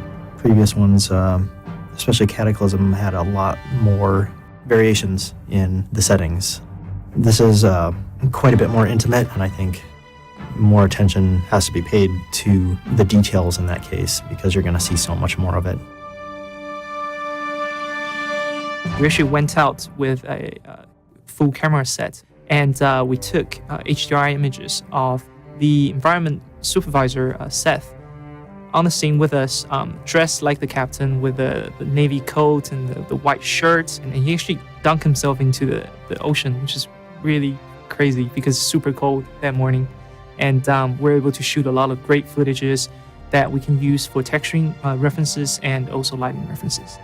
We don't simply just take a photo and apply to the character and the environment. We actually go over with a paintbrush and do these custom paintings to make these almost more illustrative. So everything feels really like a magical place and dreamlike in the fog and everything. It started off very foggy, very monotone foggy things. And the challenge is to how to bring the color into that foggy environment. And at the same time become sunny like spring and everything become beautiful. Basically, the fog, the atmosphere is almost a character. We have like a couple of different versions of the fog. There's the fog that's just sort of a ground fog through the whole cinematic, that's sort of low-lying, almost dry ice character. And then when Chen appears, he sort of has a magical connection with the fog, I guess, and he sort of swirls it around himself into this sort of whirlwind. We were even talking about potentially taking the effects more towards the game. The game's effects are very stylized. We had the fog literally going in spirals and things like that. That turned out to be way too stylized. What we ended up with was about 20% stylistic and about 80% letting just the natural fluid dynamics laws take control.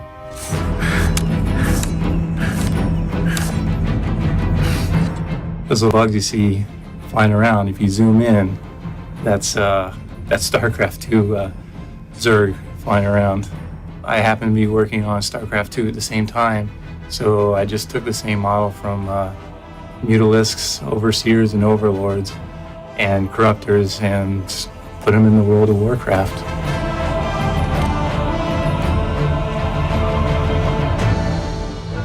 Every show, we basically try to one-up ourselves.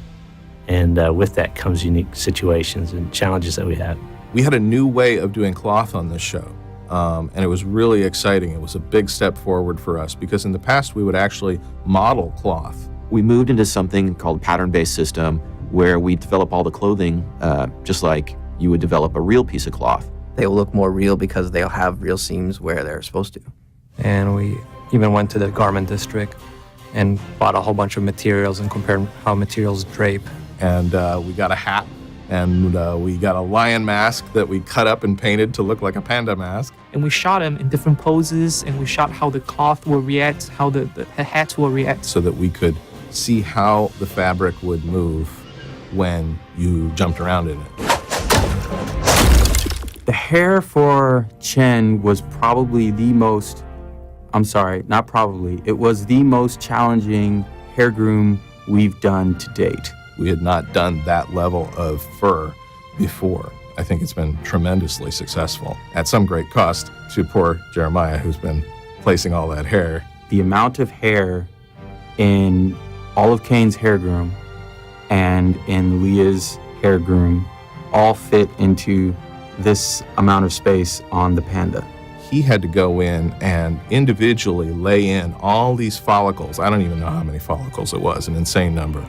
Like Leia, for instance, she had on the order of like 2,200 follicles. For Chen, just his head had about 33,000. This actually came up before with Cataclysm when we thought we were going to do a Worgen, and we ended up canceling the Worgen in favor of just mass destruction. So we had like multiple hair systems that all had to be integrated on that same face. So it was a huge undertaking. And that has been an experience. Our first initial thoughts of pushing the hair through the system brought down a good portion of the Blizzard campus as far as its network capability.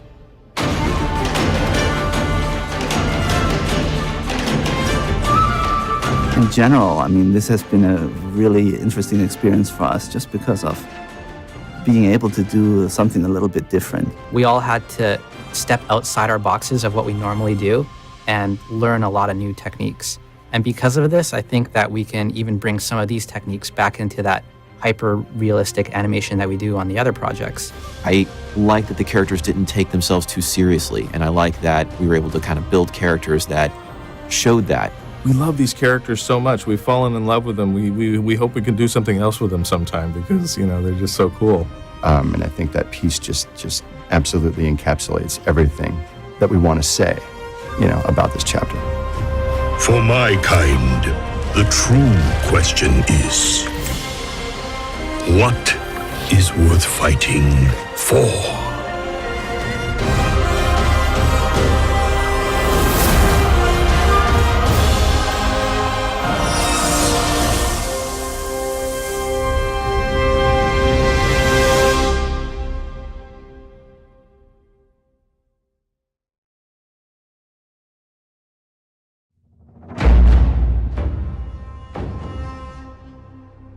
战火为何而燃？秋叶为何而落？天性不可夺，吾辈心中亦有祸。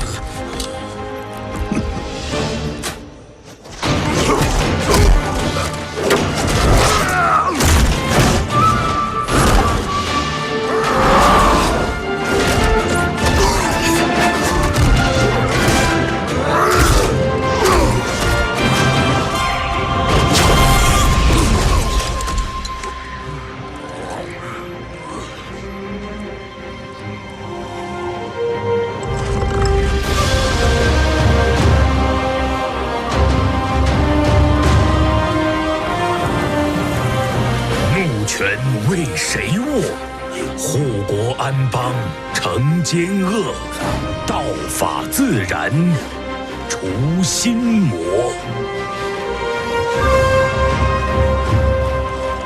战无休而祸不息，吾辈何以为战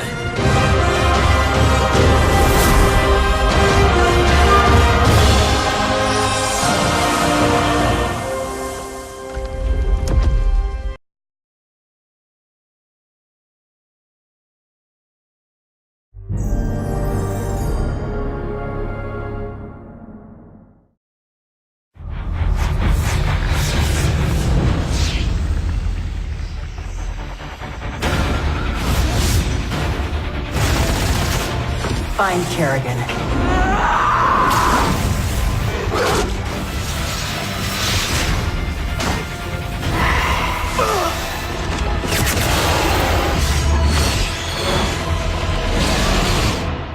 Blizzard is known for these just amazing pre-rendered cinematics, but the limitation there is that since they're so complex, that it's difficult to create a lot of footage. In-game cinematics function as this really cool supplement. Basically, we make movies using the game engines. We can iterate very quickly. You get a lot of flexibility and freedom from the speed at which we can work. That also allows us more freedom to experiment and collaborate. Basically, we can do a lot more with a lot less. Just helps us develop more story, gives the players more content. We're able to tell different kinds of stories as well. Probably one of the best tools we have to tell story.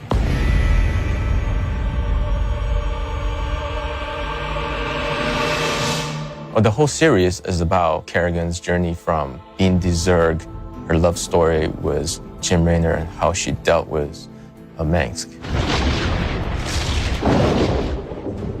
We have 9 stories to tell to bring her from this point to this point. I mean, she goes through like this crazy roller coaster ride, chasing after people and killing people, and she's just like hell-bent on revenge. But Jim Raynor is trying to convince her not to, or to give up the hate and revenge. But they got separated, and she went on a warpath. The cinematics department works very closely with the game team to come up with first scripts, then storyboards. We use storyboards as a kind of a gateway into showing people what we're working on. They give an idea of the depth and of where the camera is supposed to be and where the characters are supposed to be. And we create a 2D animatic, which is basically a sequence of storyboards linked up together with music, sound effects. We rough out tremendous number of iterations, and we just keep throwing new ideas out. The iteration is just part of the job. That allows us to experiment and come up with new ideas to try to tell it the sequence as well as we can. things will change on the game side, which will change what happens on a cutscene on our end. The story drives us so quickly that oftentimes we just sketch and just doodle very quickly. It's really about coming with the best story. Once we have that, we start working on animation, creating models, and putting together a scene.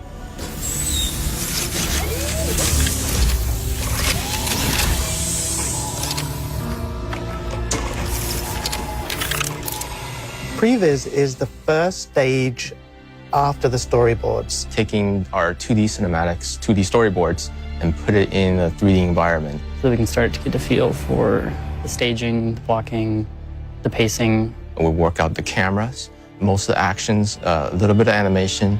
In the case of Kerrigan, we will place her into the scene in such a way that it exaggerates her moods, her feelings. Basically tell the story within the shot.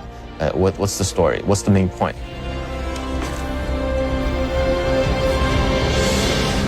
Yep, like riding a bike. Amon Temple, actually, we took a very, very simple approach.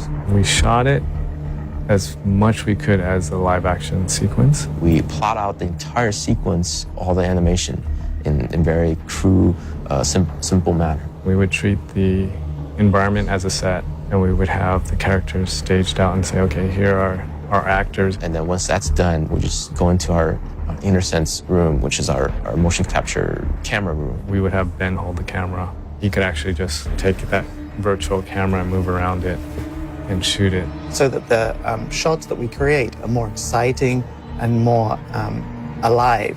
What this process brought us, or showed me, is that even though this place is huge, this temple is huge, we're not going to see a whole lot. So with those information, I went with a more simplistic approach to the temple. He told you of ruin, extinction.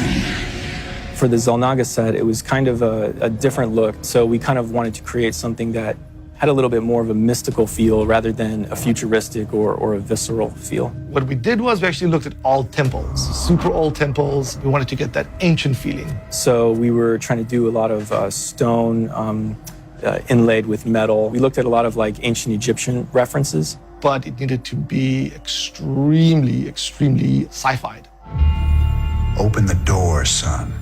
Valerian's orders, sir. No visitor. Open the door.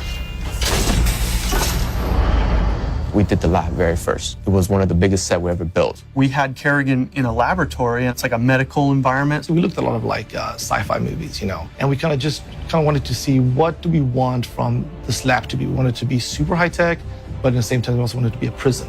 There was a lot of variety in the different types of pieces that were in the set. From the elevator to the screen to the cell room Kerrigan's in, and even the door. I think that we were definitely thinking about just making something that was sterile to kind of get across this vibe that she's undergoing a lot of testing. Simple shapes in the tech and in the environment, a lot of lighter colors. And then just try to combine all that into this, call it fortress, that kind of just built just for Kerrigan. Believe. Behold, Xeris. When Zeratul show a vision of what Xeris is, there's two primal Zerg creatures running around, basically hunting each other. The idea behind the primals was this was the Zergs on their home planet before they were altered. We wanted to make them like they could hold their own against the old Zerg and maybe even more. Prehistoric Zerg, more like dinosaur versions of the Zerg. They're embodiments of the pure DNA that makes them what they are. So it's a very nice change from going into that very insectoid Zerg into the more, natural kind of Zerg. So we didn't want that feeling that they were dirty or grungy or anything like that. They were much more pure. They fight. They evolve. We create all these like Zerg creatures. We had to know how they move. We have these really cool concepts, and we assume they're awesome for animation. But now we have a previs department, and so that helps out a lot. When we get the scenes, and just start animating without having to worry about other things. The hardest part is actually pushing the animation a little bit further, like style-wise. We did a lot of reference for it. You got to do a lot of reference just to actually bring that to life, because if you try to do it thinking about it in your head, it's going to be really difficult. A lot more went into it. We worked in conjunction with the animators, and we made a system where they can essentially make the facial expressions that they need and get those into the rig quickly. There's a lot of emotional stuff going on in Heart of the Swarm. I think the rigs really gave the animators the ability to tell that story in a much more effective way. It's really down to really subtle details in the face. So we try to push the facial expressions a lot, and then for us, just the general silhouette, the pose is very important. She's still fundamentally human, so making that silhouette that again is covered in spikes like all the Zerg creatures read sad or compassionate takes a little bit more work. Her attitude, her animation gets more and more intricate. Because this is Kerrigan's campaign, we really had to step it up and make sure she looks awesome. For the most part, she's this badass chick who's gonna go kick everyone's butt. She definitely has her own way that she holds herself. Her walk is different, and then she grew high heels. In the last cutscene that we did, we couldn't quite get the feel of a woman. Everything that we did, all the walks and all the stances, it was kind of like, it felt like a guy doing it, not really like a woman doing it. So we had to call in Tina, and she has heels and was wearing her heels and had the feel that we wanted. Face me, Narude. We had to come up with the deserted Kerrigan. So we had to come up with the whole phase of what she looks like as not ghost Kerrigan, but almost like a prisoner Kerrigan. From the last game, we had like a Zerg version of her, and we had to sort of like humanize her face, trying to incorporate textures that were more friendly, and then... Oh, obviously her dreads. We kept her dreads from Wings of Liberty. We had to hit certain look for when she was a ghost. At the same time, You know, it's Kerrigan, you know, she's got to be sexy, she's got to be hot. So a lot of effort went into actually designing the suit, you know, make sure she looks good in that. Still want to tell people that she's not fully Ghost because we associate Ghost kind of with that bluish glow. So I'll give her that orange glow. It's mostly all about color. As far as her display of her power, It just goes from being subtle to over-the-top crazy. we start with her being more ghost-oriented, so we're looking to like more psionic, so she can lift off people, crush objects. You don't want to see her powers, but kind of hint her potential, because at the point you don't know that she's going to turn into Zerg again. As the story progresses, she kind of evolves back into, she becomes a Queen of Blades again. And this is after she goes to Xeris and she gains her powers back. We started looking into more Zerg power. How does she use her wings? How does she incorporate the swarm into her fight? Everything just all hell breaks loose at that point. She transforms, and all of a sudden now she's a more badass Kerrigan. She controls all Zerg now. She got the bioluminescent pattern on her body, her face. Her colors are subtly changing to more saturated purples and more deeper colors. The color represents pretty much her mood. When Kerrigan gets upset, she amplifies her power through, you know, we visualize it through her bioluminescence. It kind of glows a little bit more. The mood of the lighting and all the effects, everything ties in together pretty nicely. What have you done? What I had to. We're a team that tries to get as much value for the work that we do as we can. We want to be great storytellers, be able to churn out a lot of story. We pour a lot of love, a lot of our sweat and blood into these cinematics. And I think it definitely shows. I think people are really going to like it once it gets out into the wild. It's pretty impressive the amount of work that such a small group puts out. It's scary and daunting at first, but we all had a lot of fun.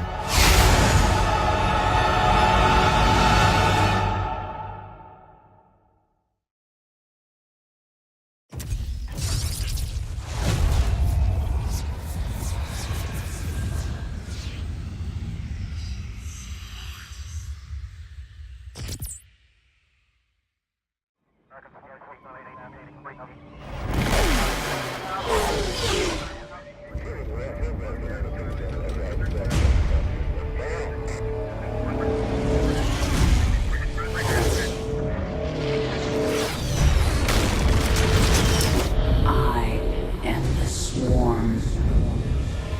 Armies will be shattered. Worlds will burn.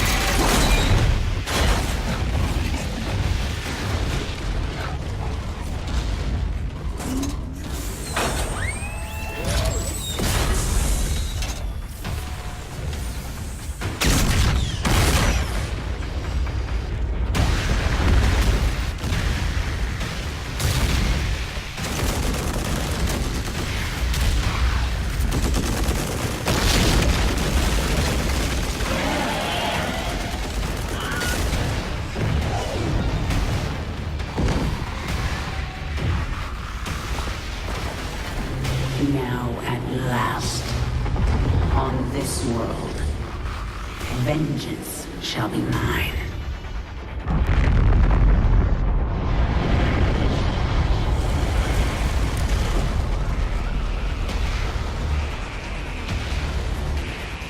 For I am the Queen of Blades.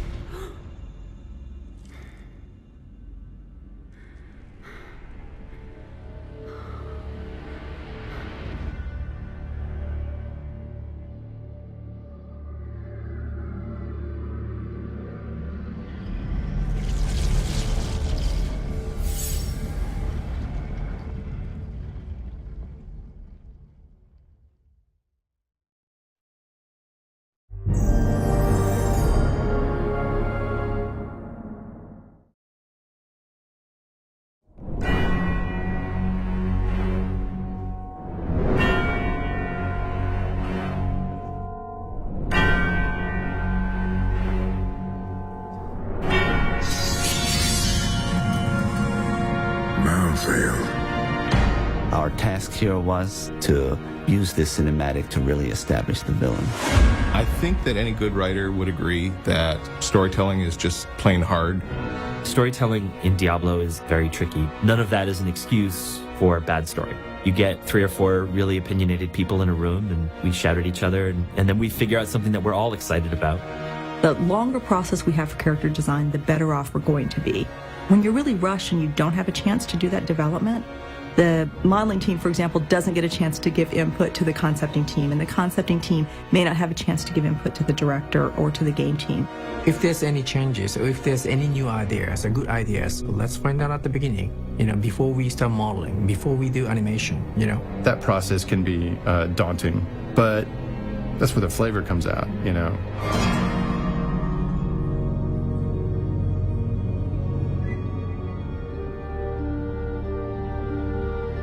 As we were conceptualizing the Diablo 3 expansion set, we had a number of lingering plot threads that we wanted to tie up. We wanted to continue the chronicle of the Nephilim hero that you played in the core game, and we wanted to kind of just see what was happening with the rest of the family.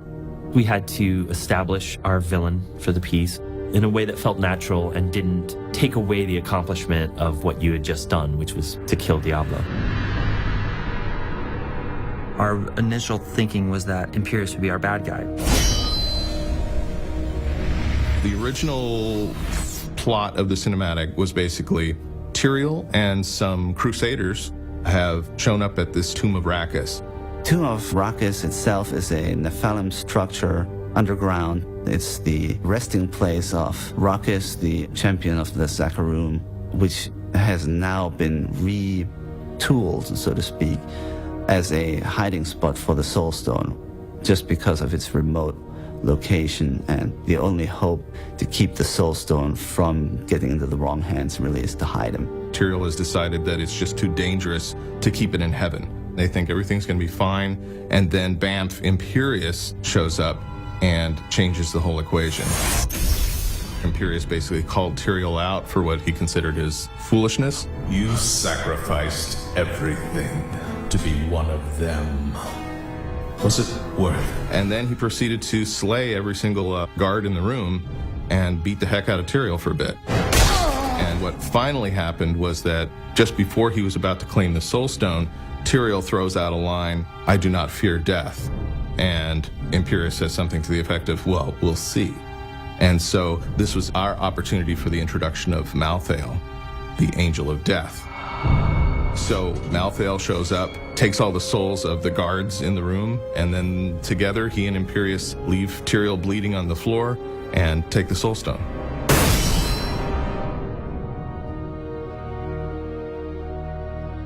We started out was sort of a brother against brother idea. You had Tyrael and Imperius, 2 awesome characters that had all this back history.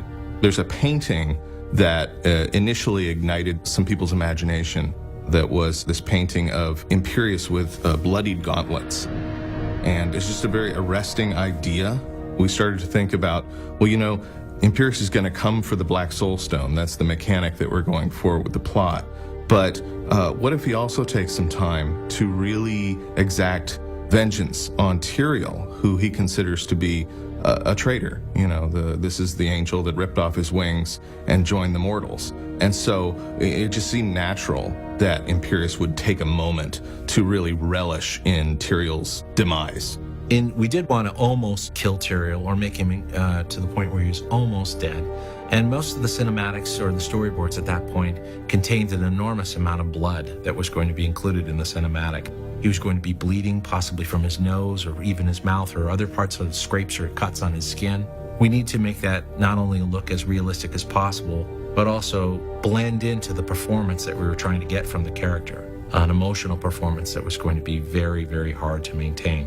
From a technical standpoint, we looked at doing the blood in a couple different ways. We could involve the effects team and do it as a fluid sim splashing onto the metal. But there's a lot of computation to this. There's a lot of iteration time that's lost. But in that instance, I think it created the right level of emotionality that we were seeking.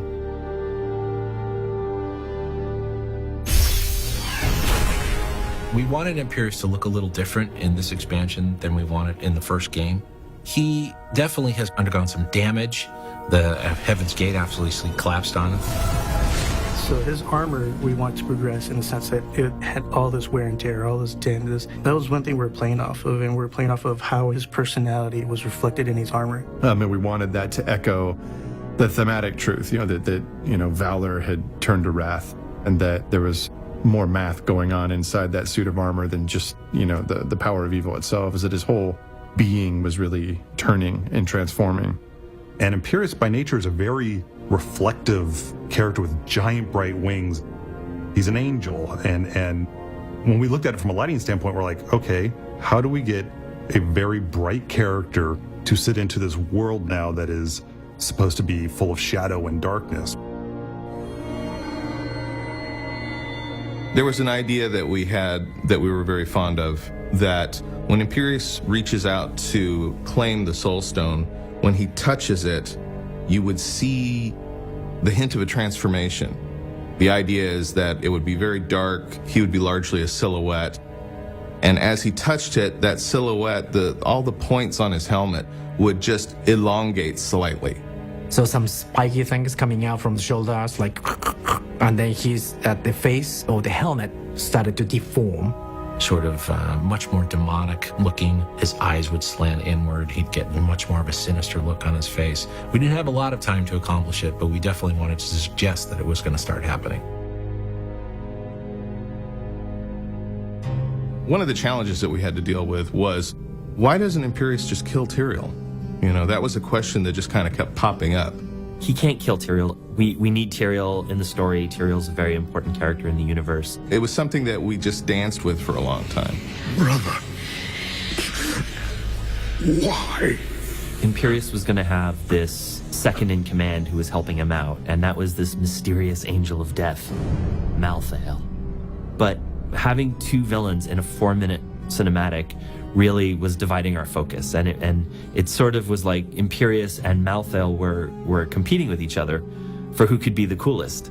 That was the other thing. We were introducing this great villain, this great new character, Malthael, the Angel of Death. So sinister looking, really awesome. He has a great entrance, and then he basically has nothing to do after that. He stands there for half the cinematic and just nods his head or something, And that kind of stuck in our craw too. It was just like, gosh, he's such a good character. I wish there was a payoff for him in this cinematic. Imperius was sort of stealing his thunder. And we really talked about the motivations between the two characters, and we felt that Imperius's motivations were very similar to Malthael's. And that's where we decided maybe Imperius really isn't required. Maybe he was less of a character than we thought. Maybe we pull Imperius and we make it Malthael, the Angel of Death, come to claim the Black Soul Stone. All of a sudden, everything just kind of fell into the proper place, because Malthael doesn't have anything personally against Tyrael. Tyrael is descended purely from angels. He has no demon in him like all the residents of Sanctuary. So Malthael's goal is to wipe out humanity, but it is not to wipe out Tyrael. Tyrael is like a bug to him, basically. It just made much more sense that Malthael would maybe have a moment with Tyrael, since they know each other from back in the day. But ultimately, he just discards him like a rag and goes on to claim the Soul Stone. Once this idea of Malthael becoming the main villain came into play, those problems were solved. And you just had to look at the value of that and say, we should make this change. And we got very excited about the idea of, an expansion with the Angel of Death as our big bad.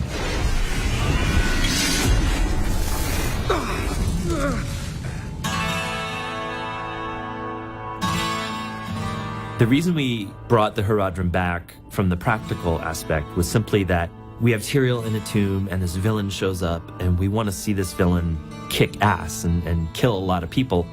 So who's he going to kill? And who would Tyrael be there with? Is it a bunch of angels? I mean, the angels are impressive and great characters, but I don't think we would feel quite that menace from Malthael if we see him kill a bunch of angels. And so the question is, well, who are these guys? At one point we talked about having them be Crusaders, which was the new class that's being introduced in the expansion. And, how great is that? We get to see the Crusaders in action in a cinematic. That didn't last very long because when we realized that Malthael was going to slay every single Crusader in the room, it started to seem like not a very cool way of introducing a new player class.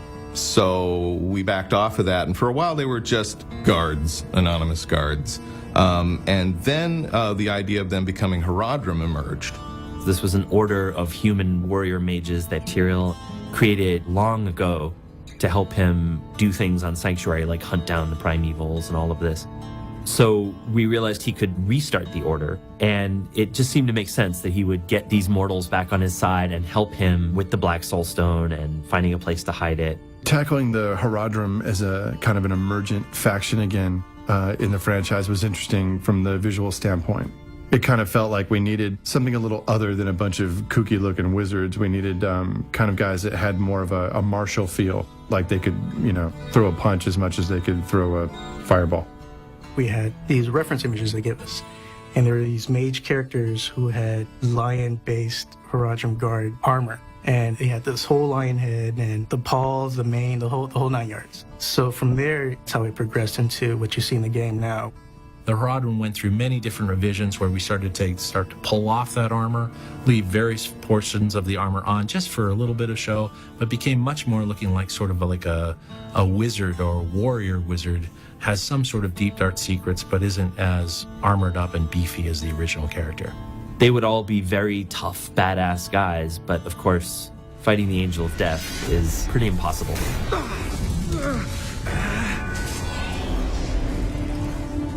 Malthael's a very interesting character to me. What we usually do is making everything bulky and broad and overly muscular. This time we have kind of a gaunt guy that is just a little bit unusual for how we usually treat our villains. And I thought it was really cool to have him, you know, sort of hunched over with a little bit of a androgynous element to him. You know, he has a mix of cloth and metal that we haven't really gone that deep into before. Tyrael has cloth, but it's not so alive as what Malthael's robe is like. And the fact that Malthael doesn't really have a face, it lets the viewer kind of imagine what he thinks the character is. Just the cold, calculated nature. So very deliberate movements, sort of only necessary movements. That posture whenever he raises the blades, not to read as outright menacing, just sort of discomforting, I guess you would say. You know, he's more of a creepy villain vibe. So he has like this elegant, evil, ominous villain, you know, nature to him. His wings, while they emit light, it's very subtle light and they're more bat-like. His black cloaks and just the more neutral chrome almost. So Malthael is probably the best case scenario as far as an angel to go into this environment. He who was wisdom is now death.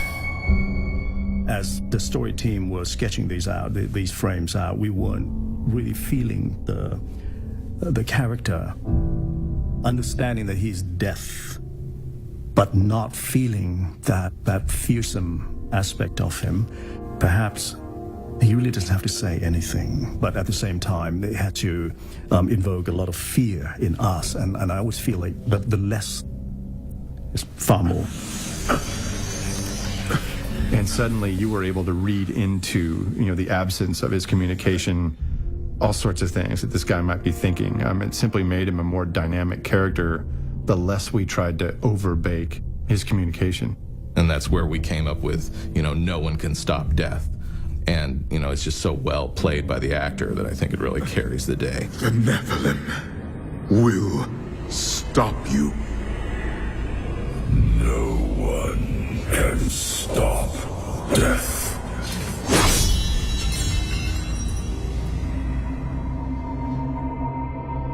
So Malthael has this power to kill people from a distance and to basically suck their souls out of their body.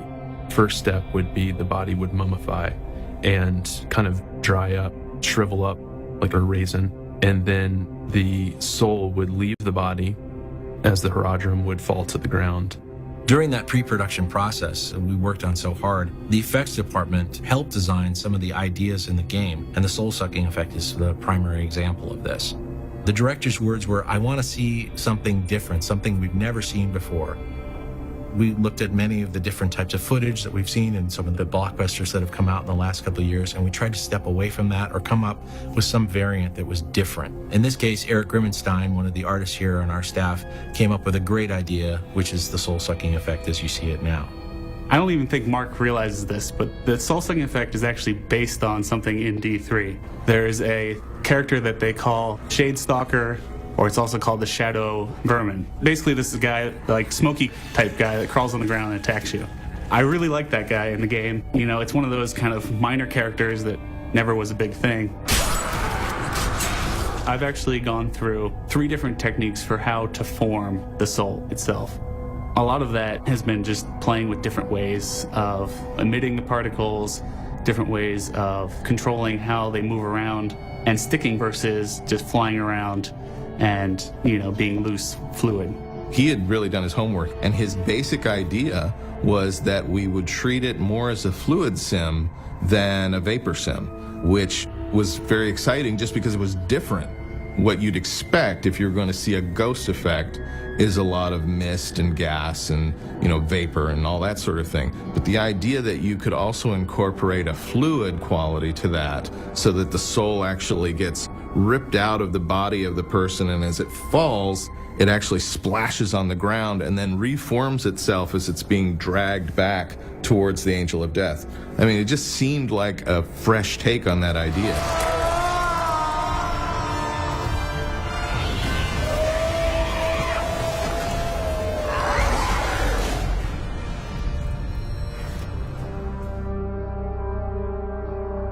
Tyrael's role in the cinematic was challenging because we wanted him to be himself. We wanted him to be heroic, but we had to acknowledge the reality that he is a mortal facing angels, and that's where the idea of saving one of his guys emerged. He sends him to find the player character. Go!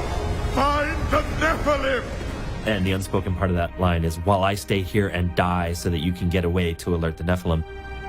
People were, a little taken aback that we had written into the plot that he had kind of sacrificed his power on behalf of mankind, and that he would literally become immortal and, take on mortal flesh and failings and weaknesses to better identify with them. But I like the idea that we finally had a heroic character that wasn't necessarily the hardest hitting guy in the neighborhood and was willing to provide that kind of personal sacrifice in order to help the player characters win, and defeat evil.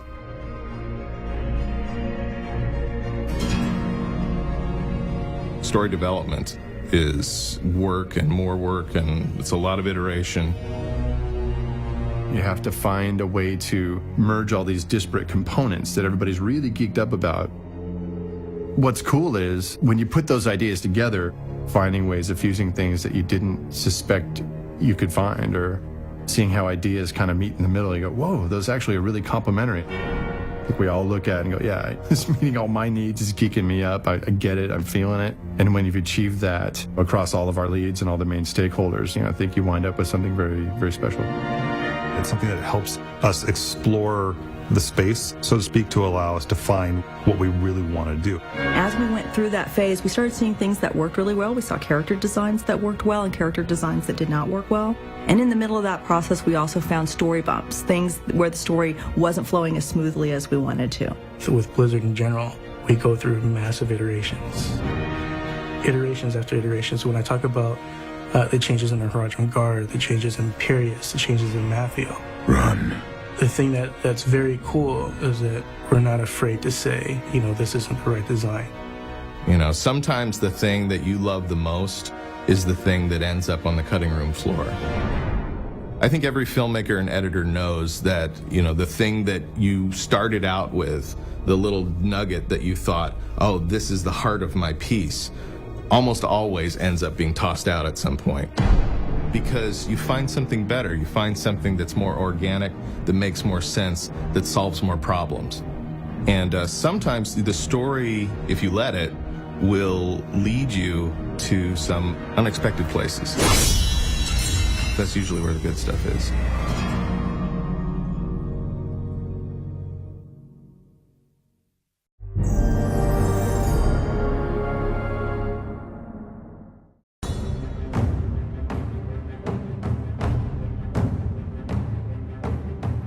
Lords of War is a 5-episode adventure which is going to prepare players for the next expansion, which is Warlords of Draenor.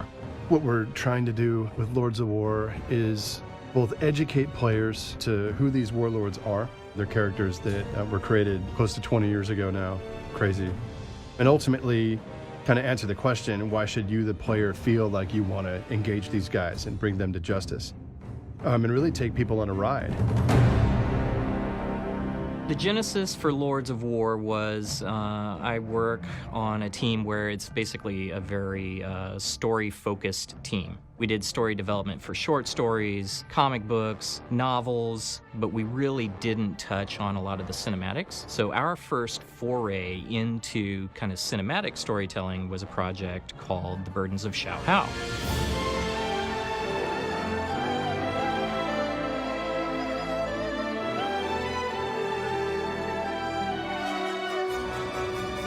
Shao Hao was really the first time we ever went beyond what our comfort was in the past. You know, we went into a visual thing that was moving now. It wasn't just a comic, it wasn't just a short story that you throw up on the web. Kind of a short form, but, serial story told in parts. But it was meant to be this kind of picture book, that you would sit and watch. And so we developed Shao Hao, we put it out, and, the fans of Pandaria seemed to really like it. And it really opened a door for us as storytellers because it really got into a lot of hands. It got a lot of eyeballs on that thing. And so Shao Hao really told us that, there's potentially a much wider audience. It's receptive to Warcraft storytelling, but it's not necessarily in a book, right? It's not necessarily between two covers. Using kind of Shao Hao as that platform, we sat down to kind of conceptualize this product, to educate people as to who the warlords are, but also really just take them on this amazing journey that we also hoped would showcase Draenor itself. We had a few meetings saying, what do we want to do next time? How do we want to go forward with this sort of style of storytelling? And so the guys got together and they actually came up with 2 stories. It was going to be Yril was going to be one of them, and Duratan was going to be the other one. And they were just going to be a few minutes each, and that was going to be it.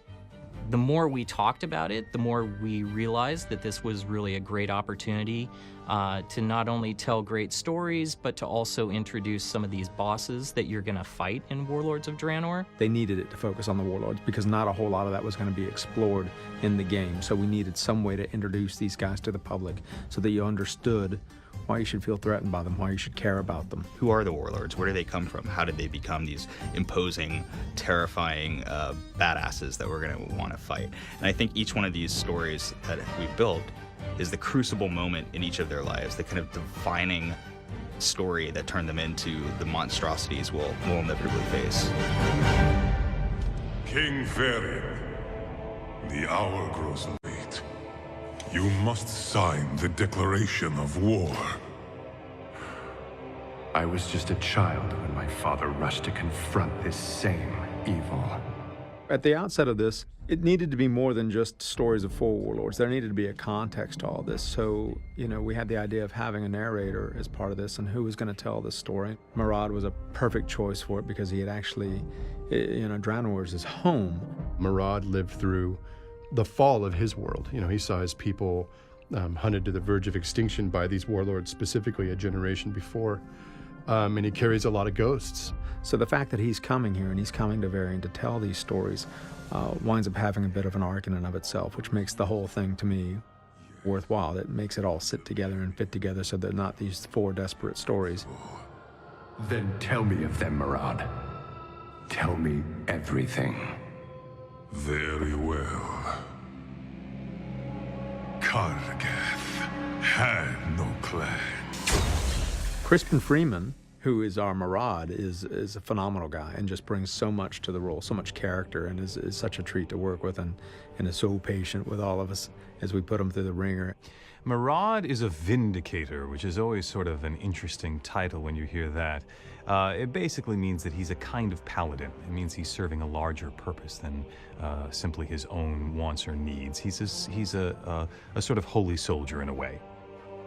As far as Murad in the story, obviously he's serving the purpose of explaining to the king exactly what they're up against in terms of these orc warlords. But then you have to ask yourself, well, why is Murad doing this? Why is it Murad's job to explain to the king what's going on, and what motivates Murad, right? He has a personal reason for telling these stories. And I think one of the most satisfying things is to be able to understand exactly why a character is doing what they're doing. And fortunately, we do get to reveal exactly what is pushing Murad to do what he does. So I'm super excited about Lords of War. In a way, it's part of the dream, we've always had for Blizzard and the worlds that we've been building, is that there would be these stories that you can just kind of watch, and it's just out there and living on the web, and it's moving pictures, it's sound, it's not just contained within book covers. It's a little more alive. It's visually dynamic. All of us here at the end of the day, we just, we want to tell good stories, and we want to really reach out and touch the masses. And hopefully this whole synergistic experience we built will do that. It's extremely gratifying to know that these are going to come out and be shown to everybody. I am certainly hopeful that we're going to do more of these types of stories in the future.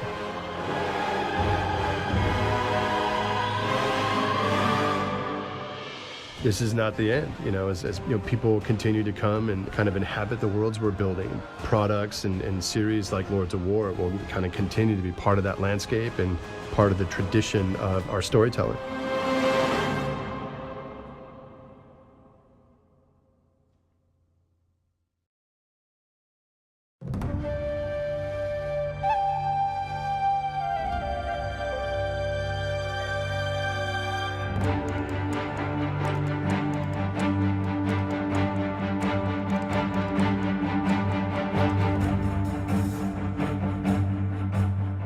My name is Laurel Deva Austin, and I am a senior illustrator in the Anvil. I've been painting since I was very, very young, and early on, you have the paper and crayons and all that stuff. But I got my first copy of Adobe Photoshop when I was about 12 years old, and a little cheap tablet that I could paint on. So I've been doing both digital and traditional artwork for a very long time. When creating paintings for this project, it's a bit of a unique challenge compared to the other stuff I've done in the past, which has been creating single images for single purposes and trying to tell a large story within one image.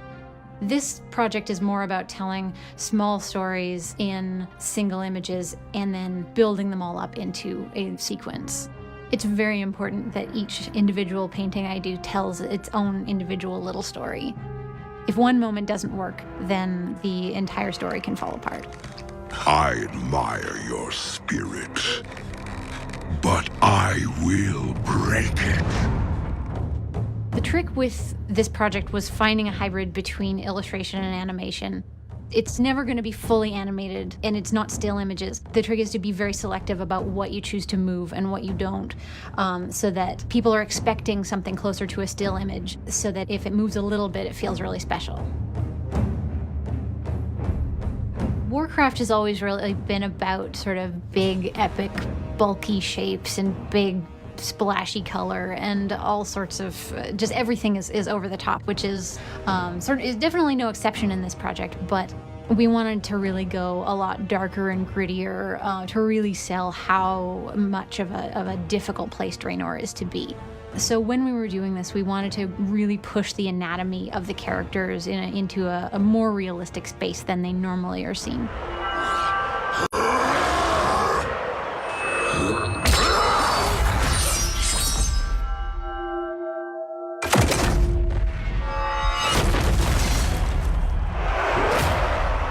When we were doing the Hellscream episode, it was a really steep learning curve when we first set out to do it, because it was on that episode that I was really sort of figuring out how to draw these orcs for this project. What does an emaciated orc look like? They're sort of human-shaped, but not exactly. They're these big, enormous, bulky guys, and when they're reduced down to this totally skinny, practically dying state, what does that look like in an orc? We ended up making the choice to keep the ribcage really big, like it's a big hulking guy in there, but he's just wasted away. So his bones are really large, but he himself is no longer. When I'm handed a shot by the director, it's usually gone through both the storyboard artist and the director, and they've set out pretty much exactly what needs to happen in any given shot and what the basic composition of the shot is. When I get it, what I have to do is to translate our sort of final character designs into the shot, along with the environments and the lighting and the mood, and really kind of clinch the acting and the motion and whatever the characters are doing or feeling in that moment. My favorite shot from Kargath is the one where he's just been thrown the sword by the ogre, and he knows this sword it's a piece of crap sword. The ogre wants him to die, and Kargath absolutely hates this ogre, and trying just to communicate that sort of like vile hatred in one gaze is a really fun thing to do. Hopefully it just punctuates that moment and exactly what Kargath is thinking in that moment.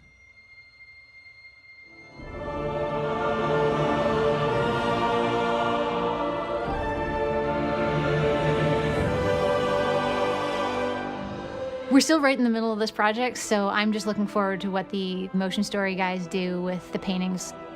It's always really exciting to see them and their take on the painting and how it ends up coming out in the end.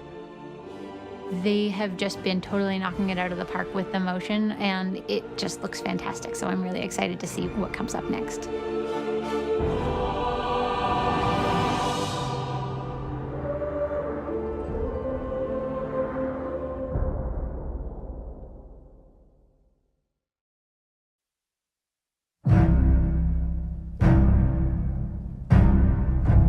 It's important when you do a time travel story to not cheat, to not just say, well, we can do anything because we're traveling in time. That's no fun because it's just too open-ended. But if you can find specific things that you can go back and change, and that's going to have a cascading effect through the rest of the story, that can be tremendous fun. We didn't want to build an idea where you're teleporting back and forth and making time travel this big gimmick. It was really more of a vehicle to us to just get us to this place where we wanted to tell our story.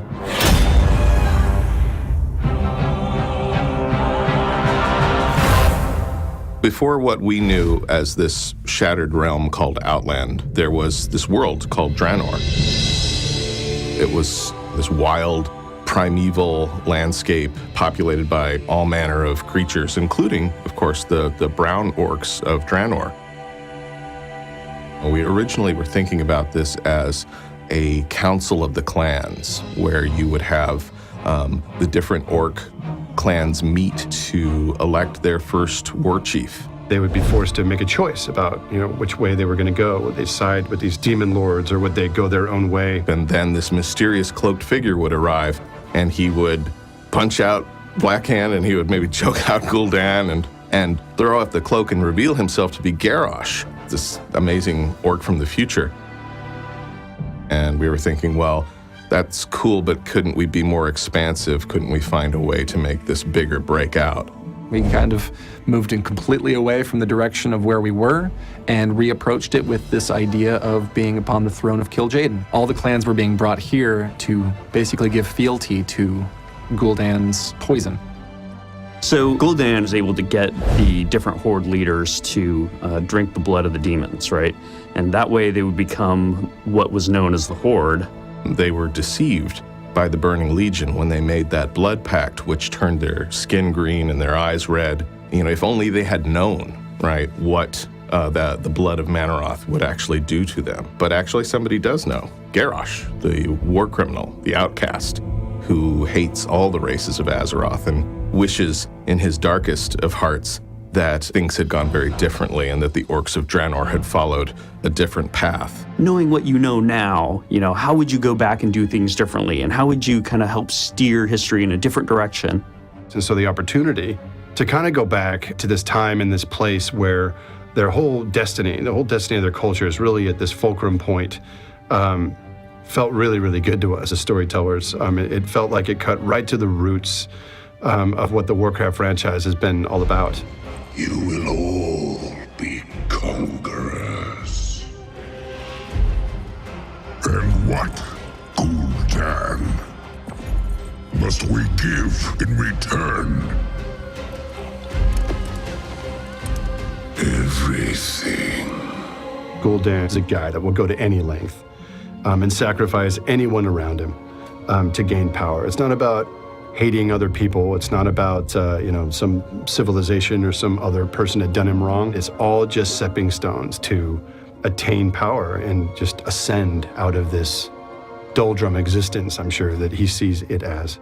So Garrosh was an orc that was raised in Outland, and so he's heard the history of the orcs, and he's heard what's happened, to all of his people. I think from a very early age, this started to boil in him, this resentment of the Legion and this feeling that things should have been different.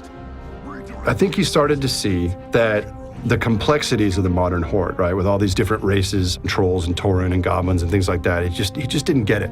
I don't get it. The horde, I grew up with all these stories about orcs. It's about orcish identity. It's about orcish dominance, right? Isn't that who we are? I think it's probably when Garrosh is sitting in that jail cell in manacles awaiting his sentence that this starts to boil up in him. Again, this resentment for the way things turned out for the orcs on Azeroth. And couldn't things be different? I believe that when he went to the past and he was able to make contact with certain of these old chieftains, he fell deeply in love again with this sense of like the orcish ideal. Grommash Hellscream, being his father, was certainly an easy target for Garrosh to be able to appeal to. And his father was this hugely important character in the early days of the Horde. So not a lot is known really about how Garrosh went about contacting Grommash and exactly what he said to Grommash to change his mind and get him to lead him down the path. And it's really going to be interesting for players to, as they adventure through Draenor, kind of uncover what happened and uncover what's happened as a result of this change in traditional history. Drink, Hellscream. We started thinking about Manaroth, and in the literature, he isn't present at this ceremony, at this blood pact. But we started thinking that doesn't mean that he wasn't there. Maybe he's like using fell magic to cloak himself, to hide himself. And so then the Hellscream's plans started to emerge, that maybe what they needed to do was to openly defy Gul'dan and Manaroth by pouring out the blood, by not drinking from the cup, and make the demon show himself and then take that guy down.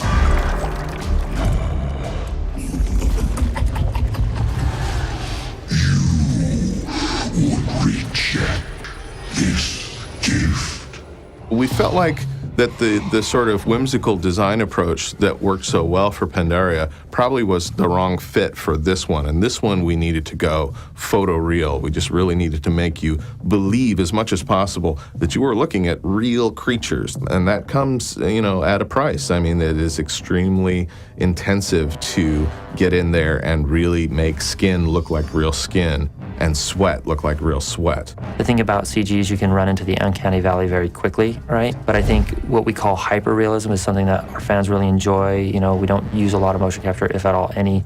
And I think a lot of that is really to create a sense of fantasy. So another big challenge for us was Hellscream, and things that have changed from his first inception to this particular rendition of him was he's brown, right? We've only seen him with green skin. When we revisited him here, we knew that this was going to be before he had been corrupted.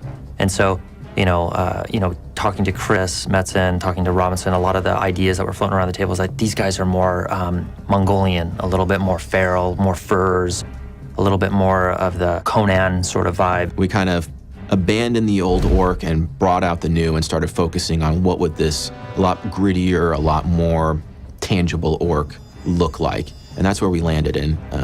It's definitely by far the most scary orc we've ever done in cinematics. The three orcs really needed to be very distinct, especially Grommash and Garrosh. You needed to really understand that they were different characters, but also little hints in there of the lineage, because they are father and son, whether they know it or not at this point. I especially like some of the parts of Gul'dan's face. We spent a lot of time with his upper lip, really focusing on like how much the demon blood has really changed him over time. Some of these characters are from the past, certainly, but we needed to re-envision them in a way that they could emote and really convey real action and real depth to their characters. So we had to break down their face from a completely different standpoint. So that was the balance, was to make them recognizable, but also to bring them, up to speed in terms of 21st century CG. With Manaroth, maybe more so than some of the other characters, we had to walk a very fine line between upgrading his design with today's tools while still living up to the essence of what Manaroth is and keeping him recognizable. There's a lot of things we probably could have updated from a design standpoint, but in many ways we had to respect the Manaroth and what people remember him to be. When you look at the two characters, they're obviously, mirror images of each other, but with subtle changes enough to where the fan who's really paying attention will notice the huge difference. And did you bring these mongrels here just to watch you die? The point that Garrosh concludes is he's got to stop Gul'dan, and that this curse will not happen, and that the orcs will not turn green, they will not gain super strength and resiliency, they will not become effectively Hulk-like monsters. He's got to give them an edge. Garrosh brings back this concept of a siege engine. It seemed very natural for him to bring these present-day ideas into the past, to augment the Iron Horde as he sees it, and account for the lack of, physical strength that they would have had if they had drank the blood of Manaroth. And as the expansion continues, that concept of the siege engine will start making its way into all of their weapons until, it is sort of the heart of their weapons technology. And then from that conceptual platform, really looking at Grommash, right? Which way will he go? Is there a noble heart in there? And he could be a great hero and a great leader of his people? Or is there just something broken in these Hellscream guys that, when pressed, become monstrous with or without demon blood flowing in their veins? When you're developing a story, there's always a lot of ideas that don't get used. Like, for example, we really thought for a long time that it was very important for Gul'dan to be seen drinking the potion and to see his skin turning green. Cut to his hand slamming the cup down. His hand is shaking with strain as his fingers turn from brown to green, and this fell magic is like roiling off of his hand as he pulls it back. He pulls it up to just revel in the power that he's been given, and we cut in a close-up of his eye just flares red. And it's just funny how it's not until you try it editorially till you cut that out and you go, no, actually, don't need it at all. I think some of the more loyal fans, if they knew only what got cut, they'd be like, why? We cut to a dagger slicing through skin, and the big drum is sliced right open, and out comes Ballista Jr. Right? Boom, boom! Firing chain shot. The chains hurtle through the air. They stab the wall behind Manaroth, chaining him to the wall. One of the ideas that we had was behind him, rising from the cliffs, is Zeppelins. And on the deck of the Zeppelins is, the Goblin Captain, and it's sort of like hovering above Manaroth. And what they're doing is firing chained harpoons into him. He's getting pinned, but he's grabbing the chains and pulling down the Zeppelins. They're going up in smoke. No matter how much we want to tell the 60-minute long version of it, at the end of the day, it's got to fit in about 4 minutes. Sometimes you say, well, I can't use it, but it was still a good idea. The demon pulls back, roars, reels back, blast of light coming out of his head. Uh-oh, it looks like history's going to repeat itself. One of the ideas that sprung up from our early story discussions with our storyboard artists and Taryn and myself was the idea of doing an homage to the original Warcraft 3 movie.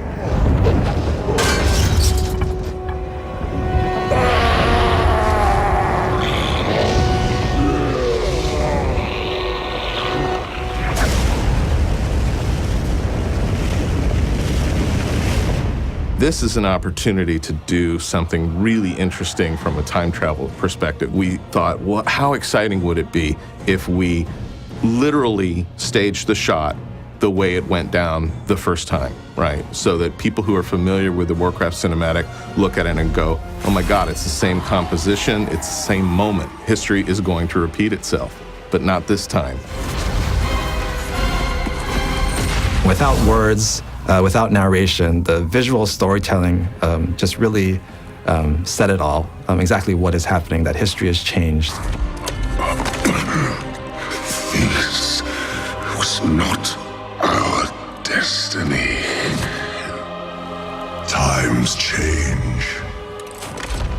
This was actually challenging, because compared to other projects, this is a little tighter in schedule. It took almost 12 months from beginning to the end.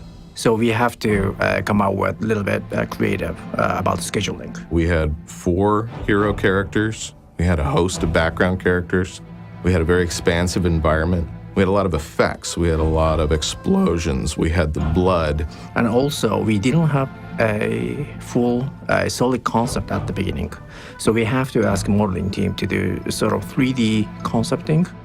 Warlords of Draenor has a couple of really good effects. We wanted to spend some time on small effects this time, but make them very, very detailed. Essentially, we always begin from the animatics, trying to figure out the overall destruction that they're interested in. 'Cause usually this sort of thing has a very specific kind of cadence and timing, kind of hitting the beats. And the sort of things that if this was practical, you'd have a whole army of folks figuring out charges and when to detonate things. We pretty much do the exact same thing, only digitally.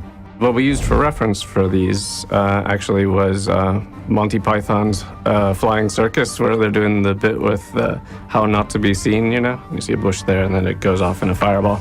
That just happened to be on my mind at the time. For the fire that's on the ground, we actually looked at a lot of reference and for the scale of the fires that we wanted, because fire looks very different at different scales and at different times of day and at different exposure settings for the camera. So actually what we did was we looked at cars that were on fire, shot at night, because it was about the right scale, about the right speed, and it had about the right camera exposure. One of my favorite effects was the plasma blast. We did tons of different concepts for this. We did versions that were smokier and versions that were fierier. That was a lot of fun because we had never seen a demon plasma blast before, so we got to sort of concept it all from the start. There's the blood of Manaroth. We had a very close-up shot of that. We wanted to make sure that you understood that this was something evil. To create the believable blood, again, I think it's a couple things. One is getting the simulation such that it is giving you that full three-dimensional motion, which gives the right viscosity and the right shapes as something is being poured or is dripping. And then the second thing is having it smear and adhere onto a surface, which again, I did kind of a hybrid technique where one set of simulation techniques for flowing blood and the other for anything that's adhering to the surface and dripping on it. Also, we film a lot of reference in order to get an idea for how we'll do the acting. Making these movies is a lot of sitting in front of computers, so we try to make things analog whenever we can, and it's a great way to generate ideas because it's very fast, it's very cheap, and we're not worrying about lighting or the look of anything. It's all just about performance and character and story. One of the differences between Miss Pandera and Warlords is that we changed our tech for what we were using for hairs. Before, for instance, on the Panda, we almost had individual hairs that were sculpted by an artist, like to the level where maybe every 12 hairs were basically controlled as individual pieces. So it was just kind of untenable, and the size of our files were huge and it blew up because we didn't have a nice procedural. So then when we switched to X-Gen, they'd basically sculpt one hair and that would account for a few hundred. We have spent more time on this show thinking about how characters in the show flex and show off the way that they're moving, especially with Grommash, who has to be this strong leader. So we spent probably about 6 weeks developing all the different muscle groups, from biceps to triceps to pec muscles, even down into his neck tendons as they fire off in different parts. Altogether, I think we have almost 200 maps that are dedicated to firing off muscles on different parts of his body. The biggest challenges for us were diving into these characters and truly digging out these smaller features, making sure that all of those muscles are firing in symphony, that you understood exactly what the character was feeling before he even says it. And it was a huge undertaking between animation and prod tech, our rigging team, and our R&D department to put together this new face rig. And I think it really shows we're able to do more with the face than we've ever done before.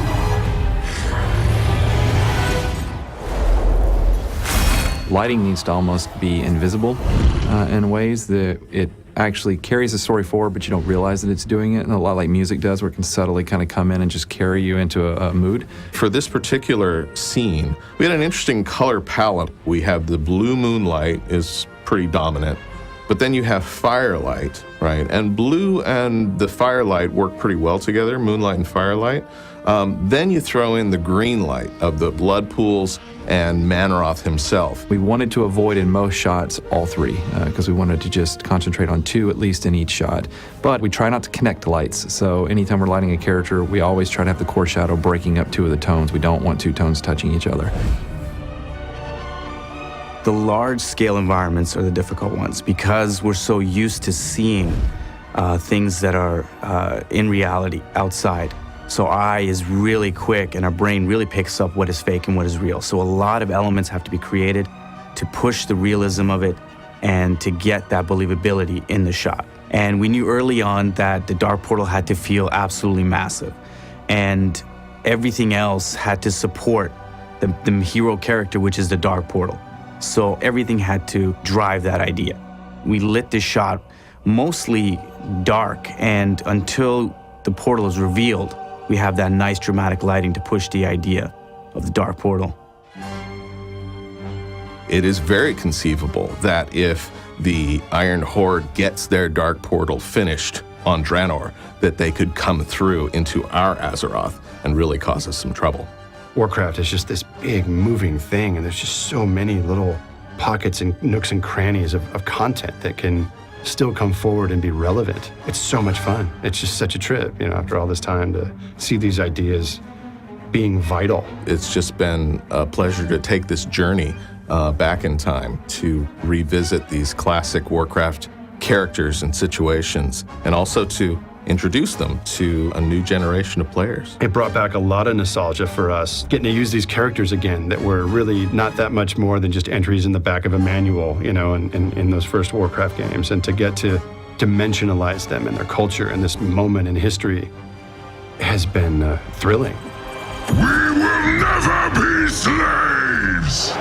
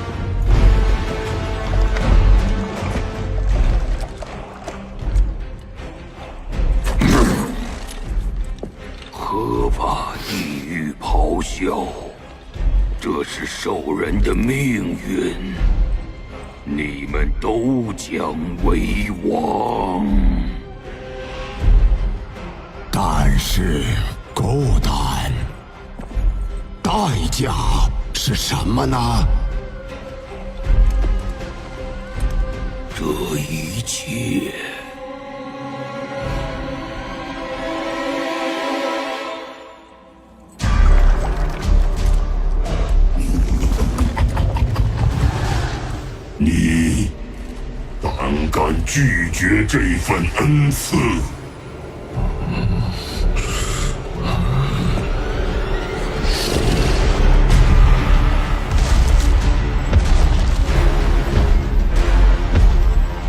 你把这些杂碎带到这儿，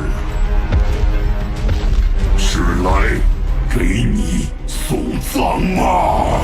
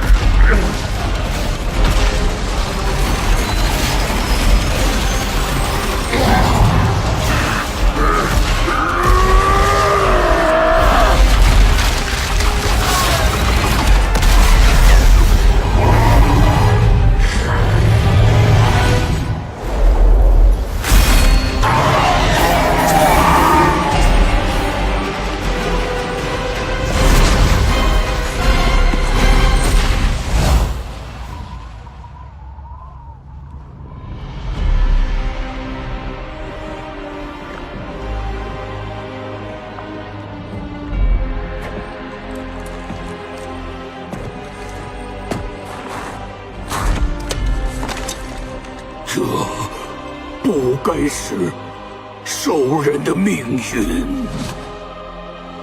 时代变了。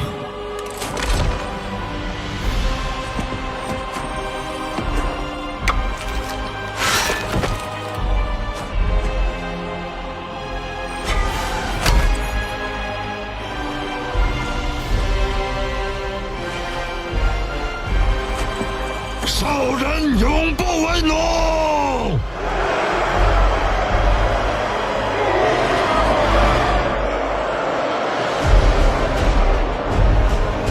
而我们必将为王。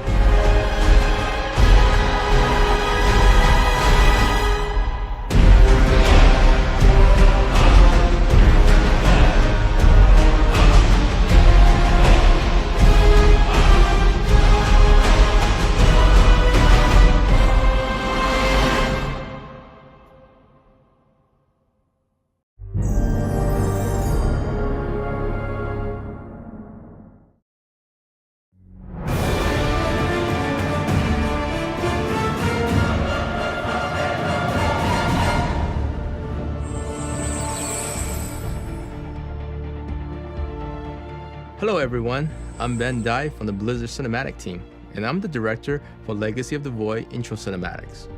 For the behind-the-scenes featurette, we're going to watch the cinematic, pause along the way, and talk about some of the work that goes into it. Some of the artists on the team, including myself, will hopefully give you an insight in some of the challenges we faced during the production. Let's check it out.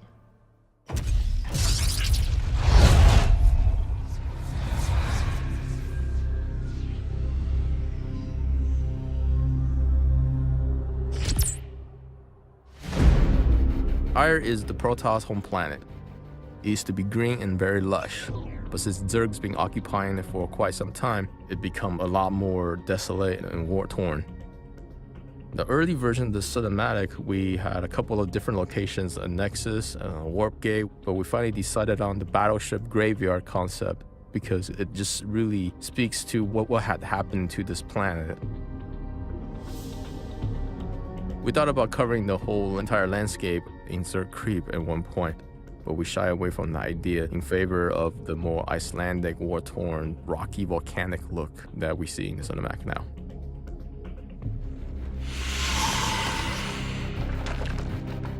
Our proud people became refugees.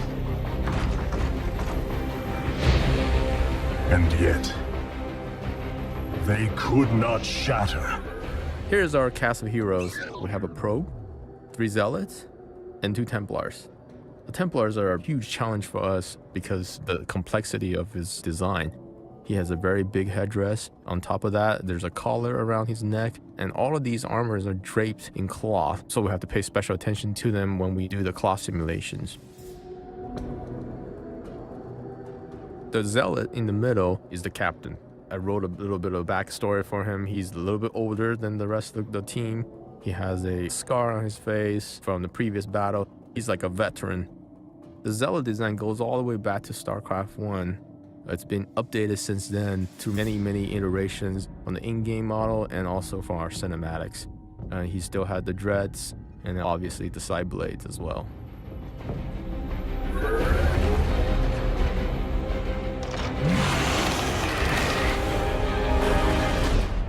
When we saw the storyboard for this shot, we knew that'd be a big challenge for the entire team. Everybody would have to be involved, and just the coordination from each department would have to be very on point. The idea of doing the shot in slow motion was from director Ben Dai, who wanted the audience to really grasp the color effects traveling from one ponytail to another. The main drawback with doing a shot in slow motion like this is that every single element will have to be calculated 4 times as much as a usual shot. Characters, environment, piece of debris, rocks, any sort of effects such as the psi blades or the color effects traveling down the ponytail, every single element will have to be calculated 4 times as much as a regular shot.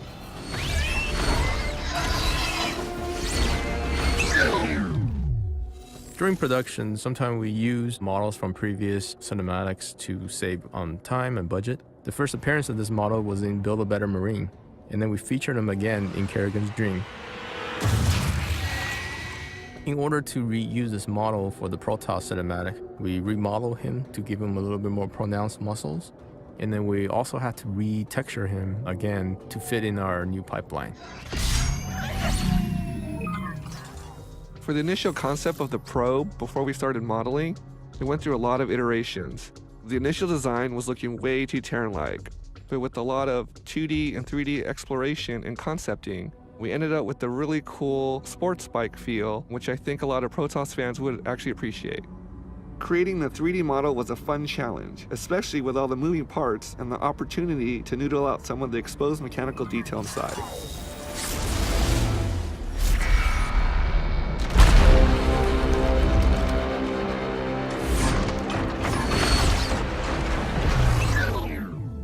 These Baneling destruction shots were really fun for me personally because I got to experiment with some new FEM-based techniques for breaking apart the Baneling's body.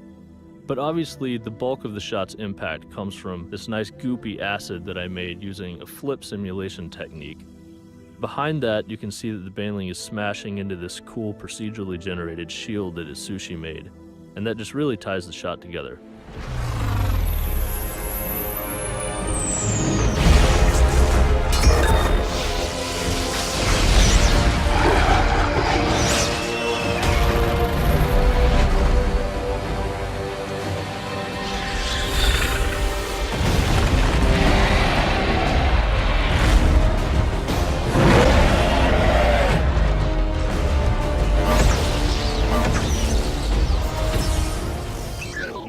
The effects team worked on 3 important moments where characters appear from nowhere or disappear into nothing.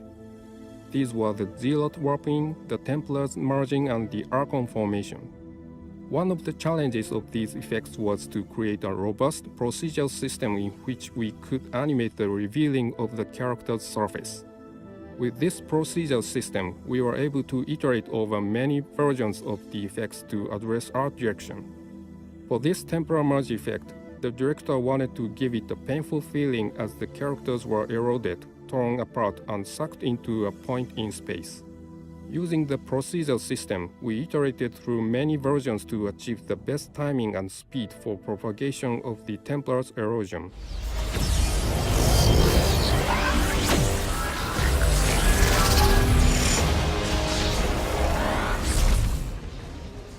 Here's our Archon. He was a little bit unique compared to the other assets because he had to be really big and then he had a lot of effects involved. His scale had to be big enough so that he could actually fight with the Ultralisk, but we couldn't make him too big or it wouldn't look realistic coming out of the 2 Templars. To make this scale kind of more believable, when we designed him, we had to make sure that there was these larger surfaces that you could read from a distance. But then when you get up close, there were these tiny details that would show up, making it actually look that much bigger.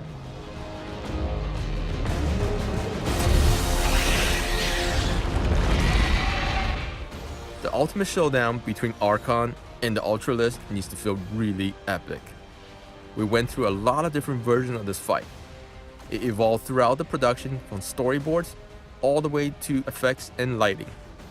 Previs was really the key to help figure out how this fight goes down in 3D space.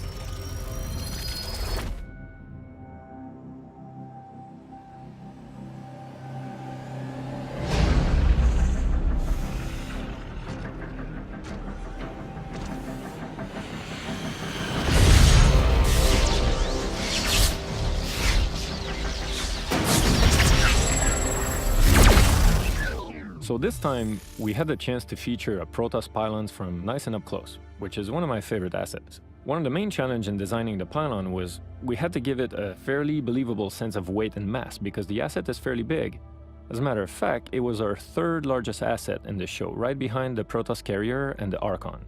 To give it a nice sense of wear and tear on its finish, a burnt metal look was developed and applied on top of the whole pylon. Today, we retake our homeworld. Personally, I'm a big fan of Protoss. I want to create a cinematic that reflects the playing style of this race. One of the most widely used strategy in multiplayer games Protoss is called Proxy Pylon. The idea is to create a pylon behind enemy lines. Once you build it, you can warp in all your units and take your enemy by surprise. That was the base inspiration for our cinematic. And with it, our legacy. I want to take this opportunity to thank everybody who worked on this project. I hope you enjoy watching this behind the scenes special, and I'll see you on BattleNet.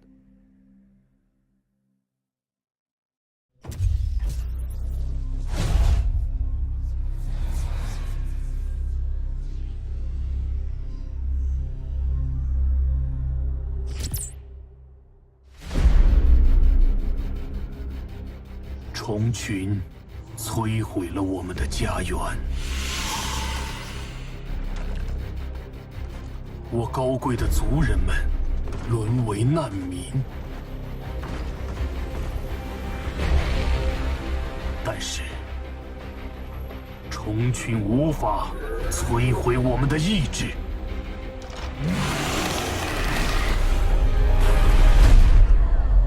因为神圣的卡拉连接着我们每个人的思想，让我们在绝望之中团结一致。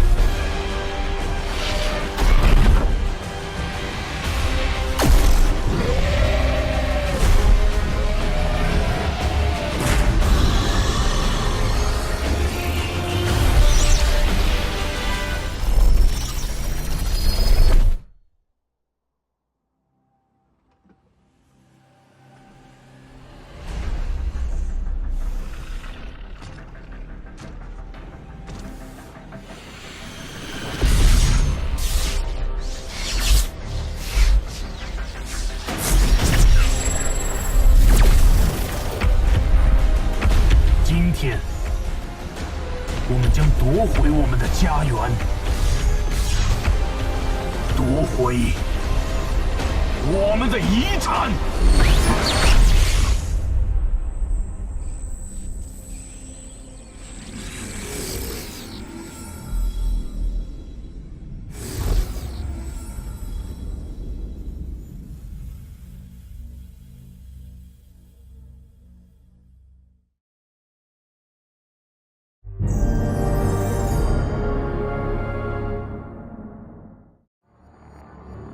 You wanted to see if there was more out there. Well, see for yourself.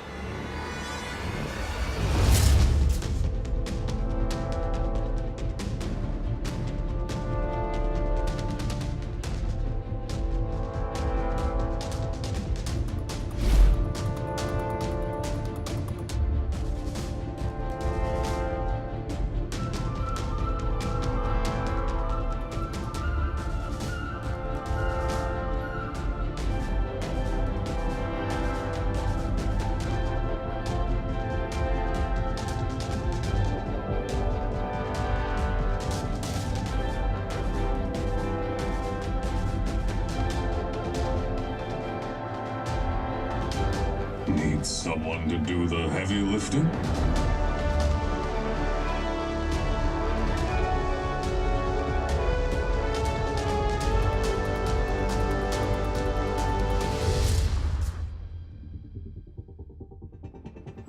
Did someone say peanut butter?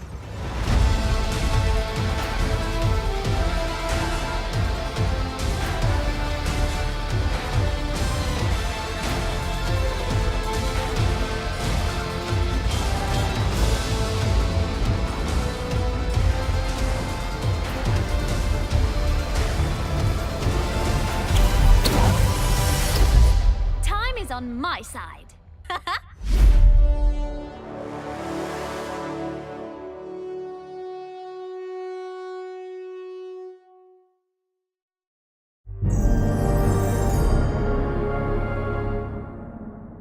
Welcome to the World of Warcraft Cinematics, the Road to Legion panel.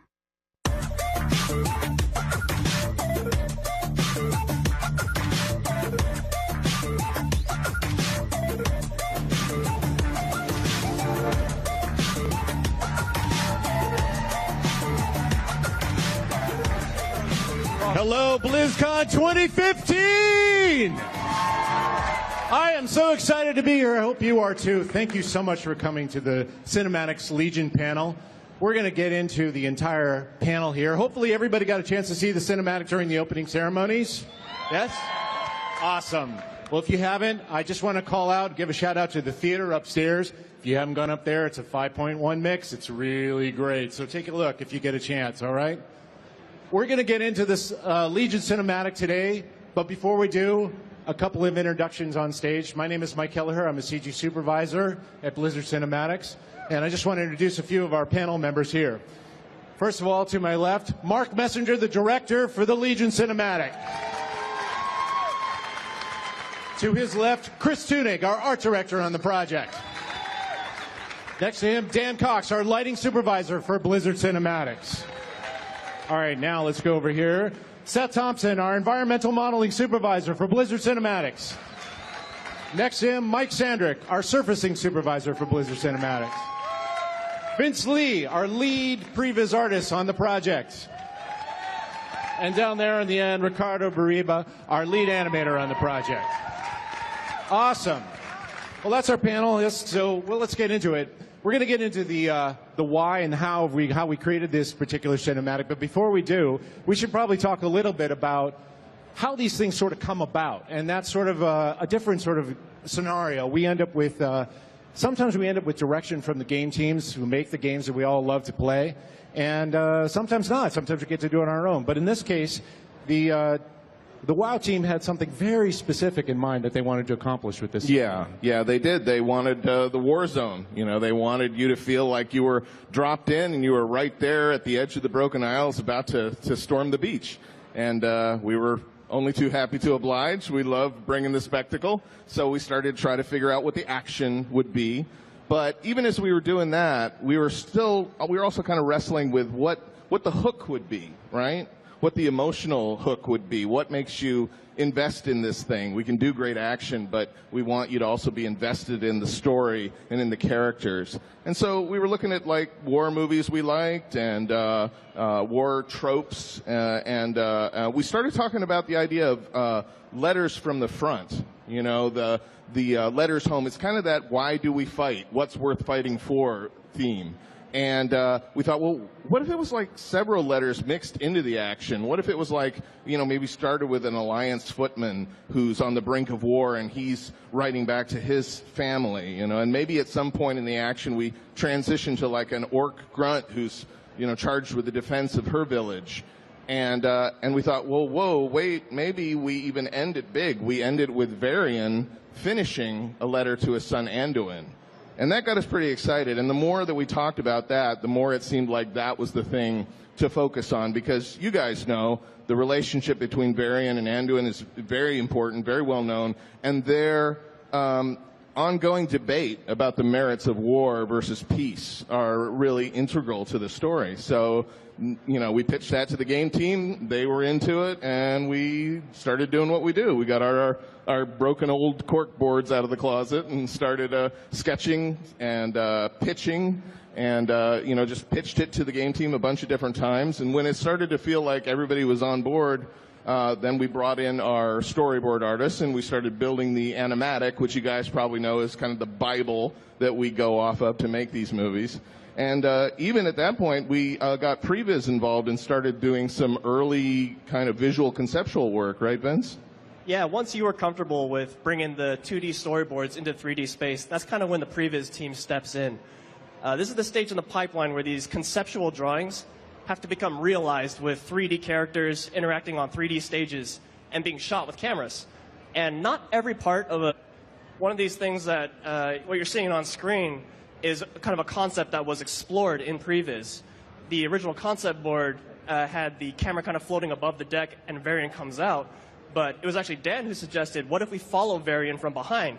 So we tried it in previs and we showed it to Mark, and he actually really liked what it gave him, being able to see the expansive deck when we come out, being able to see down the length of the ship with all the life and the energy on deck before we go over the edge. So this is kind of how that shot evolved. I just want to talk really quickly about one of the unique challenges of this cinematic, which is that throughout the sequence, that gunship is actually flying towards the Broken Isles. You might not consciously perceive it, but at the end of every shot, we're closer to the Broken Isles than when we started. It's just one of those subtle ways that we do drama build. And the other thing that it gives us is that we wanted to feel right when we dip under the clouds and the way that the hair and the fire are being affected by the wind. And the truest way to get that is just to take the whole stage with all the actors and just shove it, and eventually just plummet it towards the surface. And without going too much into the technical stuff, it makes animation really difficult, and it makes shooting the stuff really difficult. That's right. And now, so we have our idea of what previs is going to be. We have kind of a what's going to be in the cinematic, but now we need to know what it looks like, and that's where the art direction comes in, right, Chris? That's right. When Mark and I got together to think about the mood that we were going to go for, we quickly landed at the mental image of the Northern California coast on a cold November morning, you know, and it was meant to be a little bit hostile. You know, we wanted to make it clear that not only was the Alliance and the Horde going to fight the Legion, but they also had to fight the environment to some extent. Now, we knew we were going to have a thick cloud cover, multi-layered cloud cover with the Fellstorm at the center, but we also wanted to have opportunities for sunlight beams to penetrate the clouds, to give us opportunities for light pools, to carve out our characters, to peel them off the background, to stage them properly. And they were also meant to just move ever so gently, create ever so gently moving shadows across the decks of the ship. So we knew we were going to expose for the shadows. That meant that the highlights would burn out ever so slightly. And I would create little blooms around, for instance, armor glints or wave crests, things like that, just to add a little bit of brilliance to each frame. Right, I like that cold, sort of stark beauty that we were trying for on that. Got it. Right, exactly. So we have these beautiful paintings done by Chris. These are just quick swatches, but now that we have our mood, so to speak, we can talk a little bit about where all this action takes place, which is the gunship. Right, yeah, Varian needs a ship for fit for a king, right? And we were only too happy to oblige. You know, we love... That's right. They basically allowed us to crash it. They said, this is not going to be featured in the game, this specific one, so just do with it as you wish. So as we, you know, usually do when we try and translate assets into the context of our cinematics, one way to make it believable was to play with the proportions a little bit. So we elongated the ship slightly, and we also widened the bow just to make it a little bit more front-heavy, evoke the feel of a container ship or an aircraft carrier a little bit more. And then one thing that was important to me personally was just to re-envision the bilge, the bottom of the ship, in such a way that the propellers wouldn't feel stuck on, but like the ship was conceptualized from the start as a flying ship. So we added these little port side receptacles in the bilge. All right, so we have our concept here, as you can see. And actually, this is just a little swatch that shows some of the materials that Chris had in mind for some of those pieces. And here we go. Here's our final turntable, just to show you what the final thing looks like. And actually, I want to turn it over to Mike Sandrick, because we have a lot of real-world textures and materials that are really on this gunship. Yeah, thanks, Mike. So anytime we do one of these cinematics, usually there's one or two assets that are going to be very technically challenging. And the gunship was definitely one of those. The reason why is that we saw it up close everywhere, and so we needed it very, very detailed everywhere. And what that basically means is that it's a very, very heavy model that took a long time to make. Just to put that into numbers, this model has about 7 million faces, polygons. It has about 3,000, 4,000 by 4,000 pixel texture maps on top of that, and then we ray trace everything. And that creates just a very heavy, very memory-intensive asset. If you've got really sharp eyes, you can kind of see there in the bottom right, this asset takes about 4 to 6 hours of frame to render and about 20 to 30 gigabytes. But before we actually start any of this, we actually need reference to base this off of. Time Museum for a day, and we got to crawl all around these types of ships and take all kinds of reference photos of them. It was great. Here's the texture team right now. It's Wei Wong taking some photos of the deck. So we just went and crawled around these ships, took pictures of the deck, the ropes, cleats, anchors, cannon, all these little bits of the ship that make it what it is. You can take a look at the decks of these ships. They're just really, really busy. We had to hand crate all of that, one piece at a time. And basically, this was all based on this reference that we saw. Sengjing Song and Jung Ha Baek just did an outstanding job putting this together. That said, this is an 18th century frigate that flies. So our reference gathering didn't stop here. We also had to check out some museums and look at some World War II era bombers in order to get a reference for the engines on this thing. You kind of see here, I mean, if you go back, 50, 60 years, you get back to where airplanes were bolted together with aluminum plate and rivets. That's really the kind of the feel we wanted. Modern day planes are sort of put together with carbon fiber and glue. So this kind of reference basically just grounds the whole thing in reality. So it's a fantastical thing, but you believe it when you see it because it's based on something you know. All right, so now we have our reference, and it's time to actually model this. And this is, Seth, this is where your team comes into play. And I understand you have a little bit of an Easter egg for us as well. Oh, yeah, absolutely. So what you see here, this is our gnomish pilot, Remy Clutch Grind. And basically, at the beginning of the project, we had some extra time, and we decided to model this out. And we were like, hey, can we find a place to put this in the cinematic? It's actually in the cinematic, so if you guys look the next time you watch it, you can find it in there. And before we do a little tour of our Alliance gunboat, I think Mark was going to give us some sound effects. I do the sound effect? Okay, here.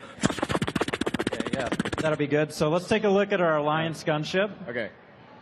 So what you can see here is over the noise of the loud helicopter blade is we have these turboprop engines. On the side we have anti-aircraft cannons. We have retractable cannons. On the front we have this aerodynamically designed eagle prow.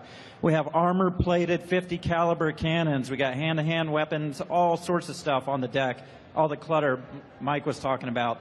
And now we're going to use our gnomish world enlarger, and we're going to zoom into the cabin here so that we can take a look at where Varian is at his desk at the beginning of the cinematic.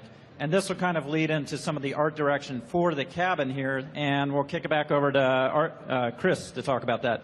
Right. The cabin was actually envisioned at first as a much more expansive space. Mark felt, after looking at it, that really it should feel a lot more claustrophobic. So as the 3D animatics dropped in and the storyboards dropped in, we realized, you know what, all this space really needs to do is act as a backdrop to the character, so we designed accordingly. Now, if you look closely, you'll actually see that there's a number of items on the desk that have been reused from prior cinematics. There's the candle holder from Diablo 3, as well as the quill that Leah wrote with, so for the Hawkeyes amongst you. Now, one of the big items, a story point carrying item in this entire cinematic is the compass, and Mark's going to talk about that one. Yeah, well, to me, the compass kind of is Anduin. It's like the talisman expression of a sun. And so it was a very important prop for us. But also, if you look at the concept art there, you can see LW inscribed there. And the intention was, this is Lane Rin's compass. This is a king's family heirloom passed from father from son, from king to king. So very significant and deserved a lot of love. That's right. And because it's such an important story point, we researched a number of different application methods for the portrait. The Anduin portrait was going to go into the lid. At first we thought, wouldn't it be cool if it was just sort of a metal etching process they would have used, and it would have ended up looking very monochromatic. But as we saw the shot, we felt, what this shot needs is a little bit of color. It's a colorful focal point, so we re-envisioned it as a miniature oil painting, the same way you'd find it in an antique pocket watch or an amulet. All right, so we have our portrait. We've talked about Anduin. We actually haven't talked yet about Varian, obviously, he's the hero of the cinematic. Right, yes, and there are a lot of Varians out there, right? I mean, there's all the wonderful artistic expressions of Varian done by Blizzard artists, but there's also comic book Varian, right? And there's the in-game model of Varian, but there's also the Lords of War Varian, which is somewhat different. Not to mention all of the great fan art that's out there. There's a lot of great Variants out in the world, and so our challenge was to try to take what we thought was what would encapsulate into the best variant for this cinematic, right? Right, and now we have Chris. This is your portrait of Varian. Tell us a little bit about it. Right. So as it just so happens, whenever we get to re-envision a character for our cinematic context that hasn't been featured in a pre-rendered before, we just jump at that. So for this occasion, I felt, it would be good if the things he'd been through in his life, at some point, Varian was a gladiator, he lost his memory. I mean, this guy has seen a few things. If that was represented in his appearance a little bit, taking all the other depictions, the prior depictions of him into consideration, of course. So I went for a little bit more of a chiseled look, a little bit harder, just to get that point across. And if the other big challenge we had, here you see the 3D model. The other big challenge we usually have with our characters is, and this happens especially in the World of Warcraft universe, is translating the character proportions into the pre-rendered context in such a way that it remains practical and it remains believable. So there was actually quite a bit of back and forth between the animation team, the rigging team, and the modeling team to try and work out the size of the shoulders and the size of the knees, etc., so it would actually work in the cinematic without too much interpenetration. Okay, so we have our concept for Varian, beautiful painting, and now we need to turn it back over to Mike Sandrick and talk a little bit about how this was created from a surfacing perspective.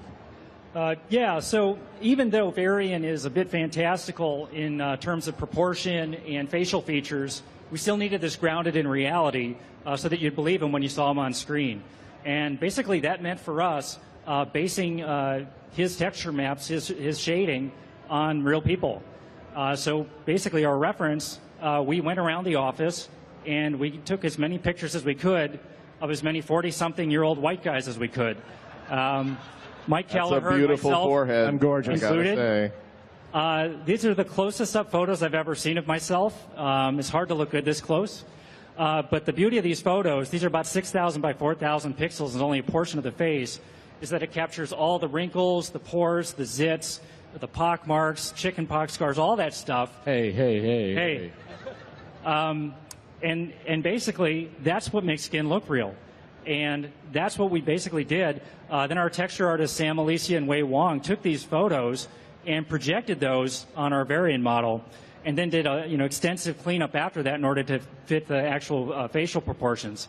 But if you zoom in here, you can see all those sort of busted capillaries and beard stubble and sort of the discoloration of the skin. A lot of that is not hand painted. A lot of that is coming from those photos, and then we clean it up afterwards. That saves us a ton of time, and that also just makes it look a lot more believable because we're starting from a photo. Here's just a little hint at the kind of a resolution that's on Varian. All those texture maps, there's 20 there. Those are all 4,000 by 4,000 pixels, and those are only the color maps that go on the head. There's actually about as many texture maps on Varian as there are in the entire gunship. Here's a quick look at the hair layout of Varian. Varian's got about as many hairs on his head as a real person. That way it just sims and animates more realistically. We did do one sheet where all the hair that's growing off the scalp ends in the ponytail hair holder, and then we grow brand new ones out the back end, and that just guarantees that when it's animated, it's always locked in there. And yeah, here's Varian all put together. Just like the gunship, this is a very heavy render. These take about 4 to 6 hours a frame and take about 20 to 30 gigabytes of memory to render. Very heavy. That's not only because of the heavy model and the heavy textures, but we also have hair all over it, on the clothing and on his head. We have beard stubble, we have peach fuzz. All that adds render time, and then we ray trace everything. Everything is reflecting everything else. Even the skin is subtly reflective, so you can get that skin glow that you see on real people. And basically, all of those things combine so that you create something that is believable when you see it on screen. And once you got your star and you start putting them in front of a camera, one of the most important decisions we're going to make is what lens are we going to shoot them with. So one of the visual aids we have to guide us are called lens tests. And you're going to see a series of them on screen right now. And it might look like it, but Varian isn't animated right now. He's in a key pose, and we're just cycling through our lens kit for the show, going from wide to longer. And I think you can notice how his features are kind of changing depending on the lens. And so we're basically just trying to find Varian, much like a live-action actor, we're just trying to find his beauty lens, the lens that really makes his features the most flattering and just not flattering or unflattering. And we're weighing at the same time kind of the emotional feel we're trying to get from a shot. And part of that goes into his relationship with the environment, which changes as we go from a wider to a longer lens. These are just some of the questions that we ask ourselves as we make this lens choice.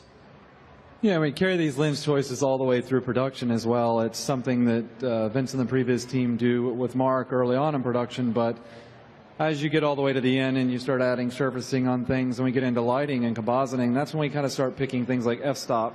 We're going to decide how much depth of field we're going to put on the lens, with the chosen focal length. And we try not to unrealistically do that. You can in the 3D world. You can break everything and turn knobs all you want. But we actually shoot reference and look at it and say, okay, well, if we were to pick this focal length on a camera, what would the restrictions be in terms of the f-stop I would need? Or if you're really shooting for depth of field, if that's what's important, what are those limitations? And there's a finite amount of choices for those. And we're constantly trying to stay in the real world with those choices to help add to the realism. And other things we do to these shows as well when we're doing this lighting is that we try to add other photographic elements that are more subtle that you don't really think about.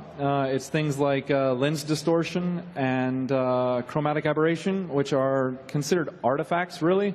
As you can see here, you can see the distortion added in and the rainbow effect at the end. I'm kind of breaking it so you can see what it is the actual chromatic aberration. And that's kind of where different color light wavelengths travel at different speeds through a lens. And when they're on a wide-angle lens, when the harder the refraction angle is, the focus is slightly different. A perfect lens, all the light wavelengths would focus on exactly the same point. But the imperfections in the lens is kind of what causes the character.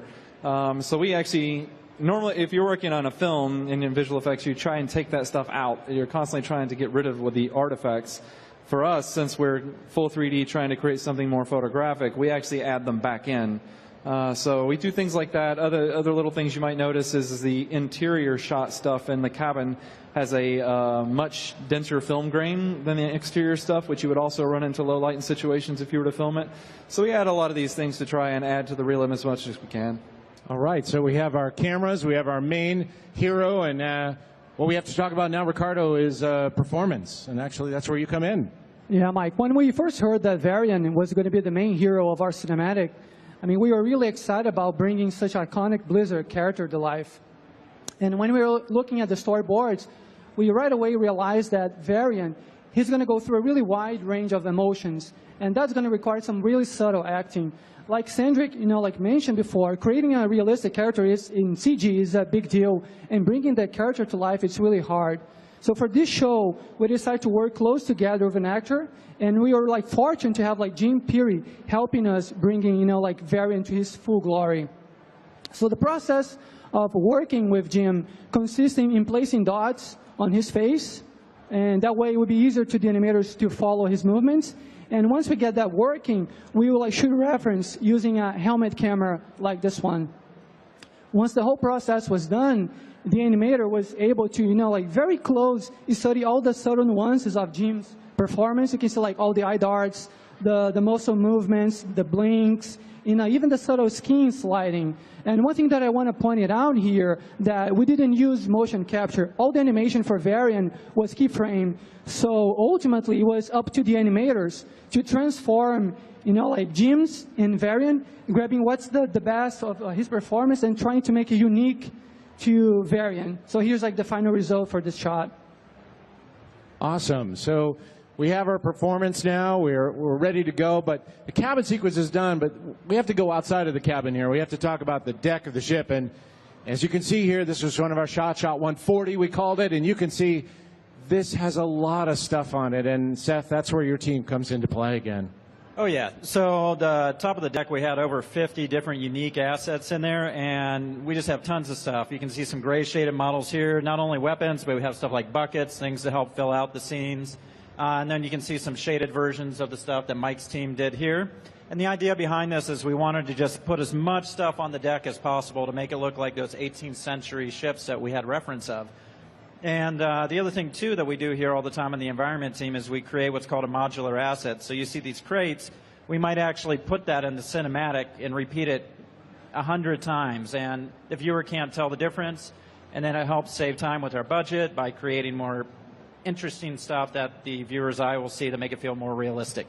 Right, so we have all these items on the deck. We're trying to... Taking this really intricately detailed set that the modeling and surfacing teams have made, and Mark, with that shoulder-mounted apparatus, I can just drop him right onto the deck of the ship, and he's able to just walk around and scout in real time, changing lenses, basically like a real-life, live-action shoot. And at any point, I can hit play or record, and all the animation that Ricardo's team just brings that deck to life. And every little micro movement that Mark makes is being recorded. So all the little camera shakes, tremors, or overshoots on subjects when you pan or tilt, it's all captured. And it's used to really great effect in the cabin section of the cinematic, actually, because Mark is in there shooting and he's reacting to those explosions coming from outside and doing a little bit of that subtle sway that really sells that you're on a seafaring vessel. Right, so we have some of that motion capture, but as you mentioned, Varian was a keyframed animation, but we did have a chance to use some motion capture on this show, right, Ricardo? Well, we knew that running around, pushing cannons, you know, like marching can be very time-consuming and expensive. So in this case, we felt that motion capture was the right tool for the job.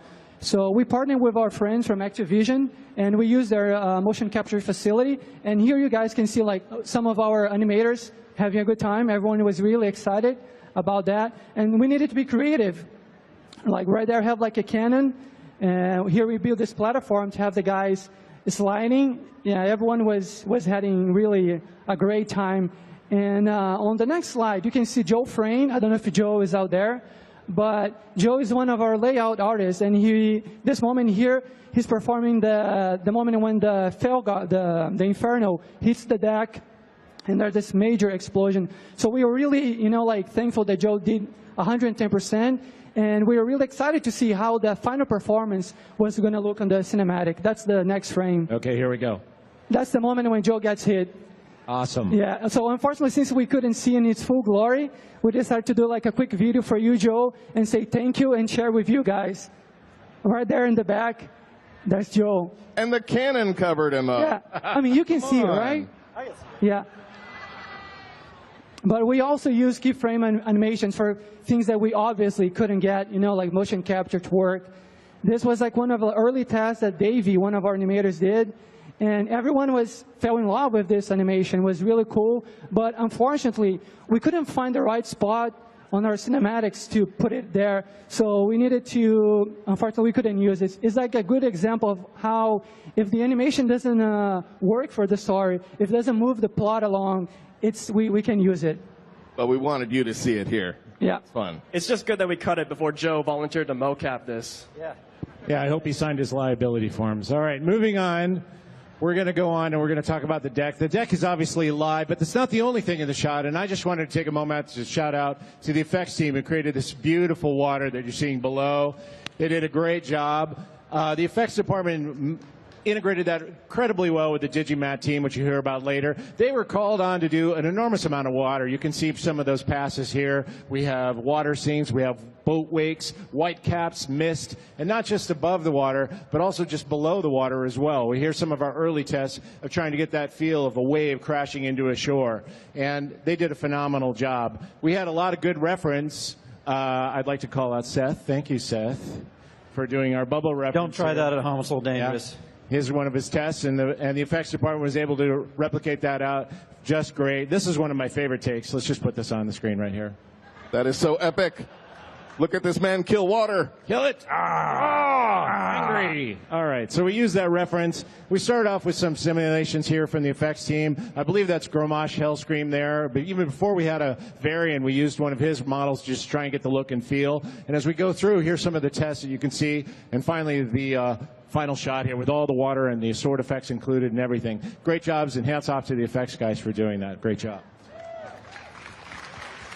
All right, so we're back to the scene, and I think we have a little bit of an Easter egg down there. Yeah, we got a little goblin tugboat that we put there, and if you look closely in the cinematic next time with the tiny magnifying glass, Did you not see it? Did you not see it? It's in there. Also here you can see some stuff we recycled from other cinematics. This one actually is the Alliance ship that we did originally from Cataclysm. Right? Yeah, this was based on the Maiden's Fancy, actually. Yep, and here you can see it being destroyed in that Booty Bay cinematic there, and then now you can see again Mists of Pandaria cinematic. We use this again, both of those ships. And the thing about this is we built the back of the ship out to look really good.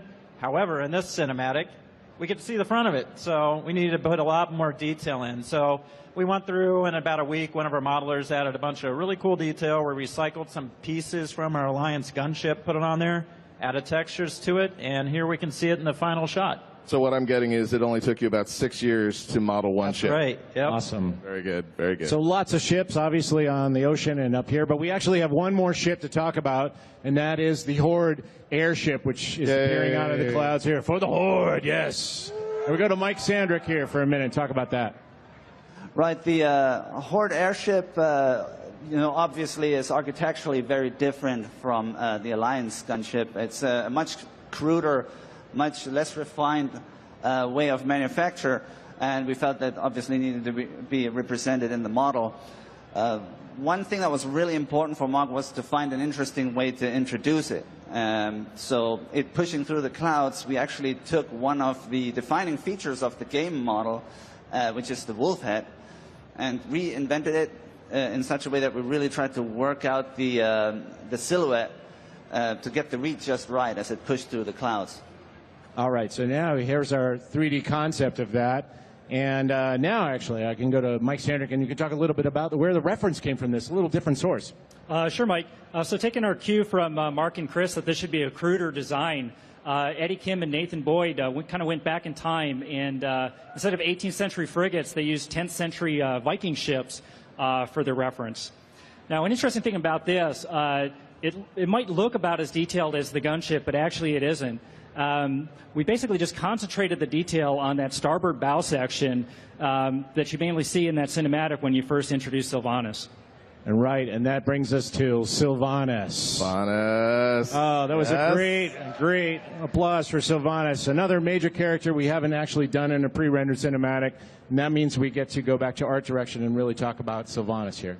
That's right, and we ran with it. Sylvanas, such a beloved, such a well-known character.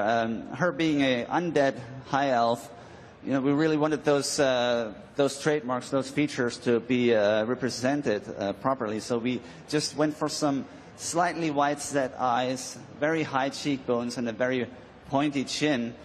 One thing that I felt was worth chasing, just to echo a little bit of what we did with Varian, was to add just a little bit more chisel in his face, maybe a tiny bit of maturity. So that's what we went with. Once again, the other half of the equation is the armor. And here we felt this is an opportunity to maybe recreate a little bit more fitting attire to the occasion here. She was going to be in one of her big battles she was ever going to be in. So we actually went in there and created an armor for her, added a midriff for her, but still tried to harken back to the outfit that she's so well known for. So, the shoulder. That's kind of her battle armor, that's right, really. Battle armor. Yeah. You got it. Right, and here she is, her final turntable. Obviously, all of her materials applied. And that means, Mike, she provided some different kind of challenges for the surfacing team here, right? Young women in computer graphics are notoriously difficult to do. The main reason is that the detail on young women's faces is just much more subtle. If you kind of remember Varian's face, he's got beard stubble, he's got large pores, he's got wrinkles, he's got pockmarks, freckles, zits. I could go on. Scars, obviously. There's all these things that you can sort of hang on to create reality. Women have all of that, but it's much more refined, much more subtle. It's all got to be there. You can't just have it to be smooth, but it's difficult. It's even difficult to talk about. It is. It is. It's a hard thing to do. But basically what we did is we went right back to photo reference again. This time we had a couple women volunteers in the studio, and we took high-resolution photos of their faces. And then Nathan Boyd, who did the look dev on this, did a fantastic job, projected this on our Sylvanas model, and then cleaned up from there. So you can kind of look at this. Obviously, a lot of it is fantastical, but the poor detail that you see is from photos of real people. And here's the finished turntable. Another interesting thing to note, you kind of see that red subsurface in her ears. That's to give the illusion of blood flow. It's the illusion of red blood flow. I'm not really sure what color her blood is, but giving the illusion of red is what really the audience expects, because that's what you see when you see backlit ears or backlit fingers. And that just helps sell the reality when you see a fantastical creature like this on screen. All right, so we have our other actor, and Ricardo, now we have to make her move, and we have to make her move believably. Yeah, Mike, so the thing is, every time we animated one of our Blizzard characters, we want to make them, like bigger than life. We want to make them epic. But on the other hand, we also know that we needed to make it grounded in reality. Otherwise nobody's going to buy it. And the thing about Sylvanas is that knowing there's such, so many fans out there that love her, we knew that we needed to get it right. So unfortunately, nobody in our crew was like an expert in archery. But luckily, one of our animators, Glenn Ramos, he introduced us to Anna Maltese. I think Anna is out there. And Anna is like an amazing performer. She's like a martial artist, like archer. And she was kind enough to spend the day with the animation crew, shooting reference. But also she was like teaching us, like the proper grip, how to hold the bow, the right stand. And I think that's what makes the difference, like grounded Sylvanas movement and reality. And one other thing that I want to point out there is every time we tried to make, look like Sylvanas was working with Varian, because I felt that was like a very important piece of the cinematic to get, to show that they were like together in a common thing. Totally. Teamwork on this one. Yep. And I just wanted to do a shout out to both Anna and Jim Peary, our actors, for doing such a wonderful job, not just giving us the big action stuff, but for, providing a lot of really great little subtleties of performance, just little pieces of gold that might be hard for us to mine on our old. So can you guys give them a round of applause real quick? Yeah. Thank you. Fantastic. Guys. Great work.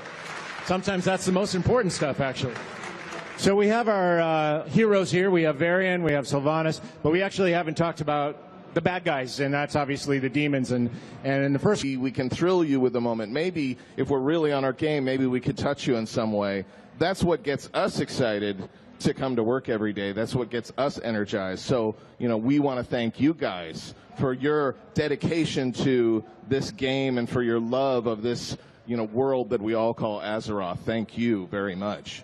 And while I'm thanking people, I got to remember the sound department, because sound is, I've said it before, sound is half of the equation at a minimum, right? These guys totally acquitted themselves beyond it all on this show, and I'm so very, very thankful for the work that they did, from the music to the sound effects to the mix. Fantastic work. So thanks to the sound department. Absolutely. And I'm going to throw a few more thank yous out for that as well. I'd like to mention our video and post-production group, which is responsible for taking this and putting it on YouTube. Actually, frankly, they're responsible for most of what you're seeing on stages today, so that's fantastic work.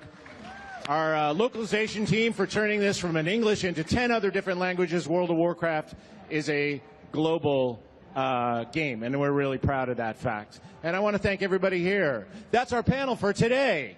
So, thank you. We've left a little time for questions. If you have a question, our panelists here will be happy to set up here. Please come to the mic.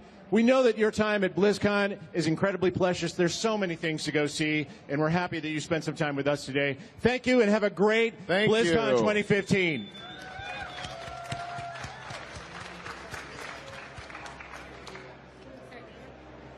Hey guys, I just wanted to say you did an amazing job with that cinematic reveal. My question actually is about the Gamescom trailer, where we got to see Gul'dan revealing Illidan is back in the game. Now, you talk about sometimes reusing assets. Illidan's model, now was that I know we didn't get to see much of him, but was that an updated model of the Burning Crusade cinematic model, or was that completely done from scratch? I can answer this one if you want. If you want to take it. Okay, so I can say that with certainty that we looked at the model, and actually there was a little bit of a scramble when we realized, like, oh no, we need Illidan again. Where is Illidan? I'm not sure. And there are a lot of email trails trying to find him. And actually, I want to say that Xin Wang, our character modeling supervisor, happened to just have one in his pocket. And we took it from there and up-resed it a little bit because it needed a little bit of love. Just one thing. It's rare that we can reuse an asset verbatim. Standards and technology change so fast that even if we do reuse it, it's usually always redone to a higher standard. Was much texture work done with putting textures on Illidan because he was, you know, a silhouette? Did much work get put into that? Luckily, not much because we didn't have much time. So it was mainly the tattoos. Thank you so much. Thank you. This is one of my favorite panels every year I come to BlizzCon. I have to see how you guys make those beautiful cinematics. So thank you very much. I know the whole crowd appreciates all the work you do. I noticed that it starts with Varian being very kingly. He's very much King Varian Wynn. And at the end, he's back to being Lagosh. He's stripped down of all the armor. It's just him fighting, which is his initial element. Was that intentional, or like the character arc? Or? Yes, and thank you for noticing. Cool. That's it. Thank you guys very much for putting those details in. I appreciate all the work. Thank you for coming. I guess I'll just say it again, like the two performing great job with everything. It's amazing to see all that up there. My question is, what made you guys finally pivot from the grunt stories, as it were, back to Varian and Sylvanas? What made you finally decide to go with him rather than them? I think it really was just that moment where we started thinking about what if Varian could communicate one last time with Anduin. If he thinks that he's going off to war and he thinks that maybe he's not coming back, then it just made sense, you know, that he would want to have this communication. And, you know, the father-son thing, I think, you know, a lot of us are fathers and mothers, you know, at Blizzard. And so, you know, I think the parent thing just really spoke to us. And it seemed like it'd be a good heart to what would otherwise be a big action spectacle. And I think you didn't mind echoing the Lich King theme a little. That's